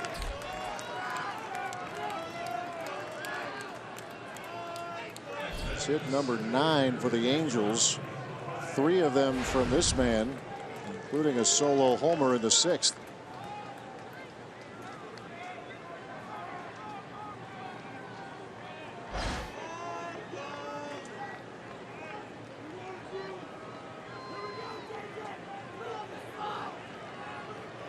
A little good on good right here.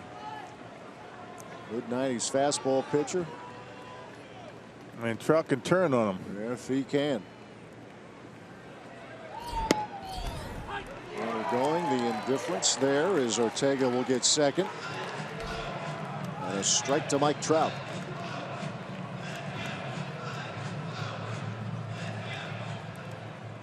Four-run lead for Jeremy Jeffress and the Brewers.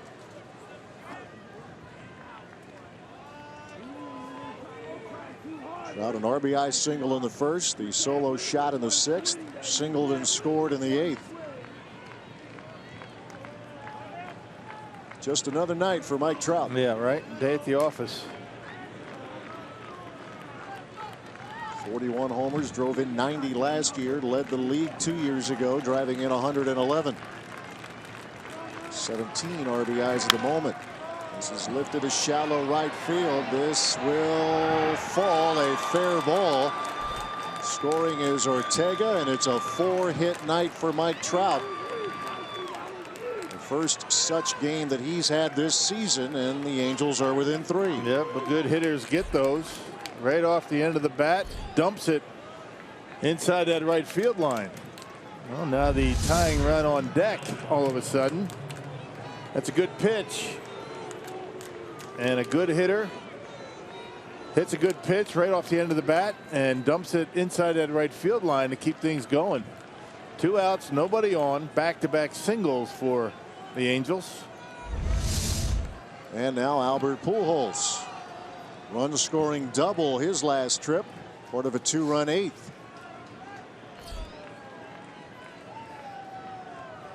So the Angels, the second team to score off Jeffress this season. And the curve is in there. We remember you, Alberta. We remember you. Huge numbers in his career against the Brewers. 1 for 3 with a walk tonight.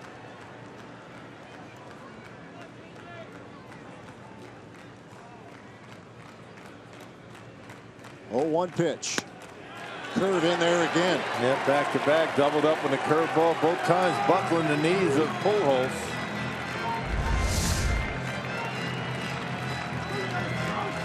Yep, knees buckle and 0-2. Jeffress a strike away from ending it.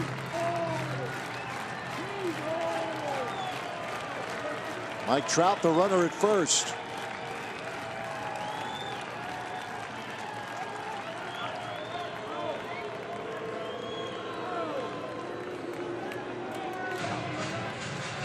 .36-year-old Albert Pujols trying to keep his team going in the 9th inning.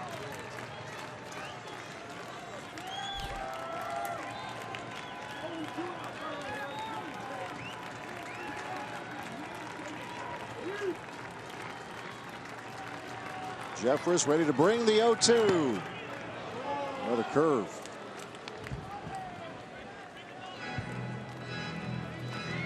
I was shaking his head saying, yep, I'm starting to see that pitch now. I have a better look at it. That's what that nod of the head was.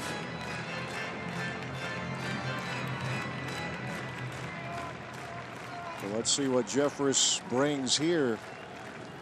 3 straight curveballs to Pujols.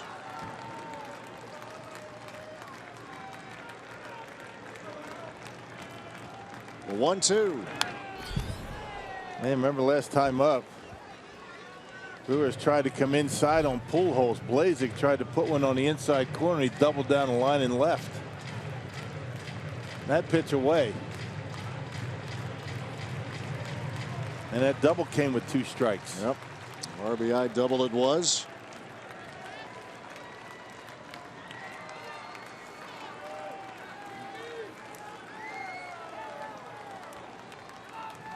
A ball, 2 strikes to the Angels first baseman Albert Pujols.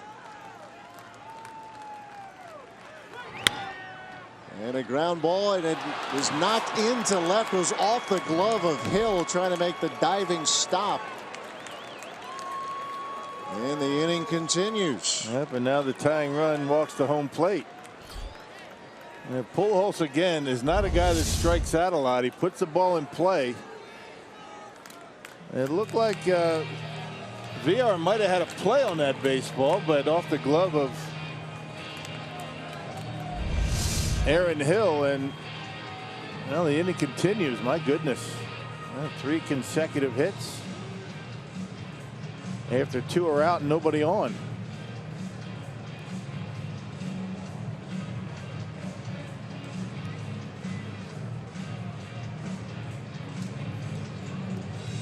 Quick chat from the Brewers manager. This is Jeffress's game to finish.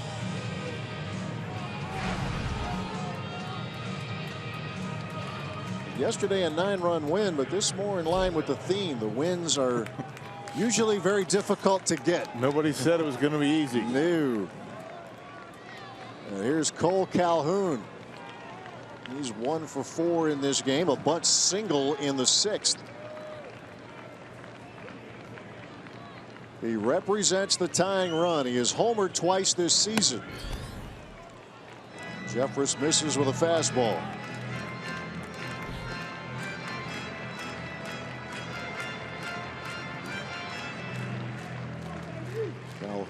much better numbers on the road this year than at home. On the road, he hits .346. At home, a shade better than 200.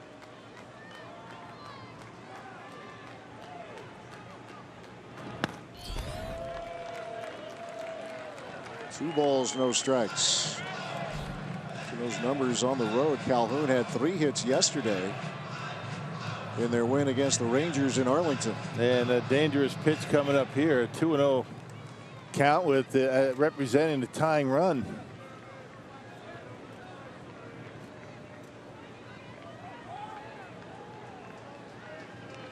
Jeffress retired the first 2, but the next 3 have reached. And now a pitch away from loading the bases.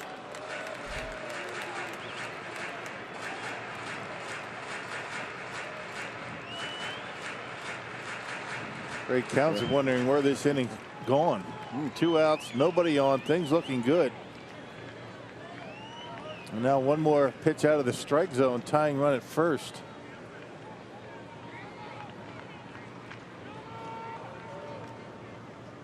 Here comes the 3-0, and the bases are loaded. My goodness. Nothing even close.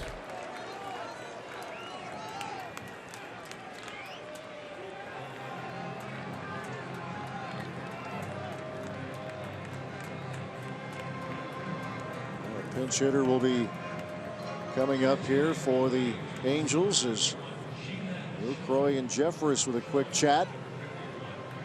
It's Ji-Man Choi, South Korea. See, limited at bats, just the 1 hit to show for it. Yeah, the only guy on the bench for Mike Scioscia that can bat left-handed is a switch hitter. You got 2 right-handers on the bench.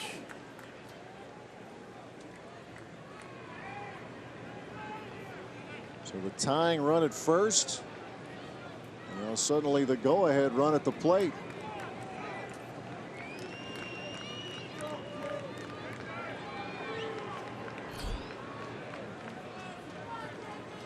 An eventful 9th inning here in Milwaukee.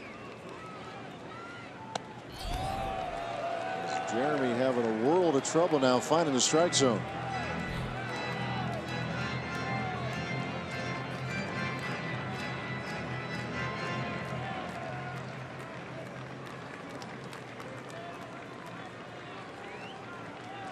Facing Ji-Man Choi, getting his first run of the big league life this season. Appearing in 9 games, and you saw the numbers. He is 1 for 12 so far. In there to even the count. And Choi thought that was high. So did Mike Scioscia.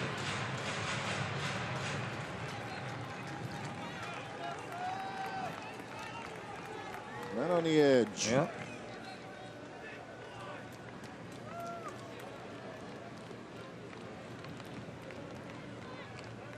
Choi originally signed with the Seattle Mariners back in 2009.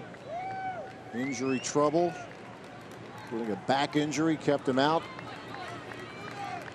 In 2011, dealt with some injuries beyond that. His first crack at the big leagues and is down a ball, 2 strikes. All right, time to finish this one off.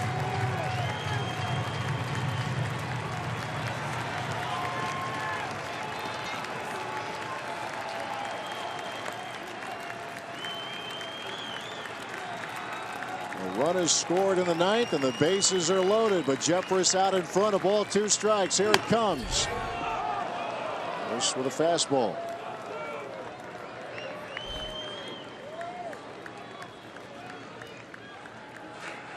Brewers trying to nail down their 10th win of the season. Anything but easy.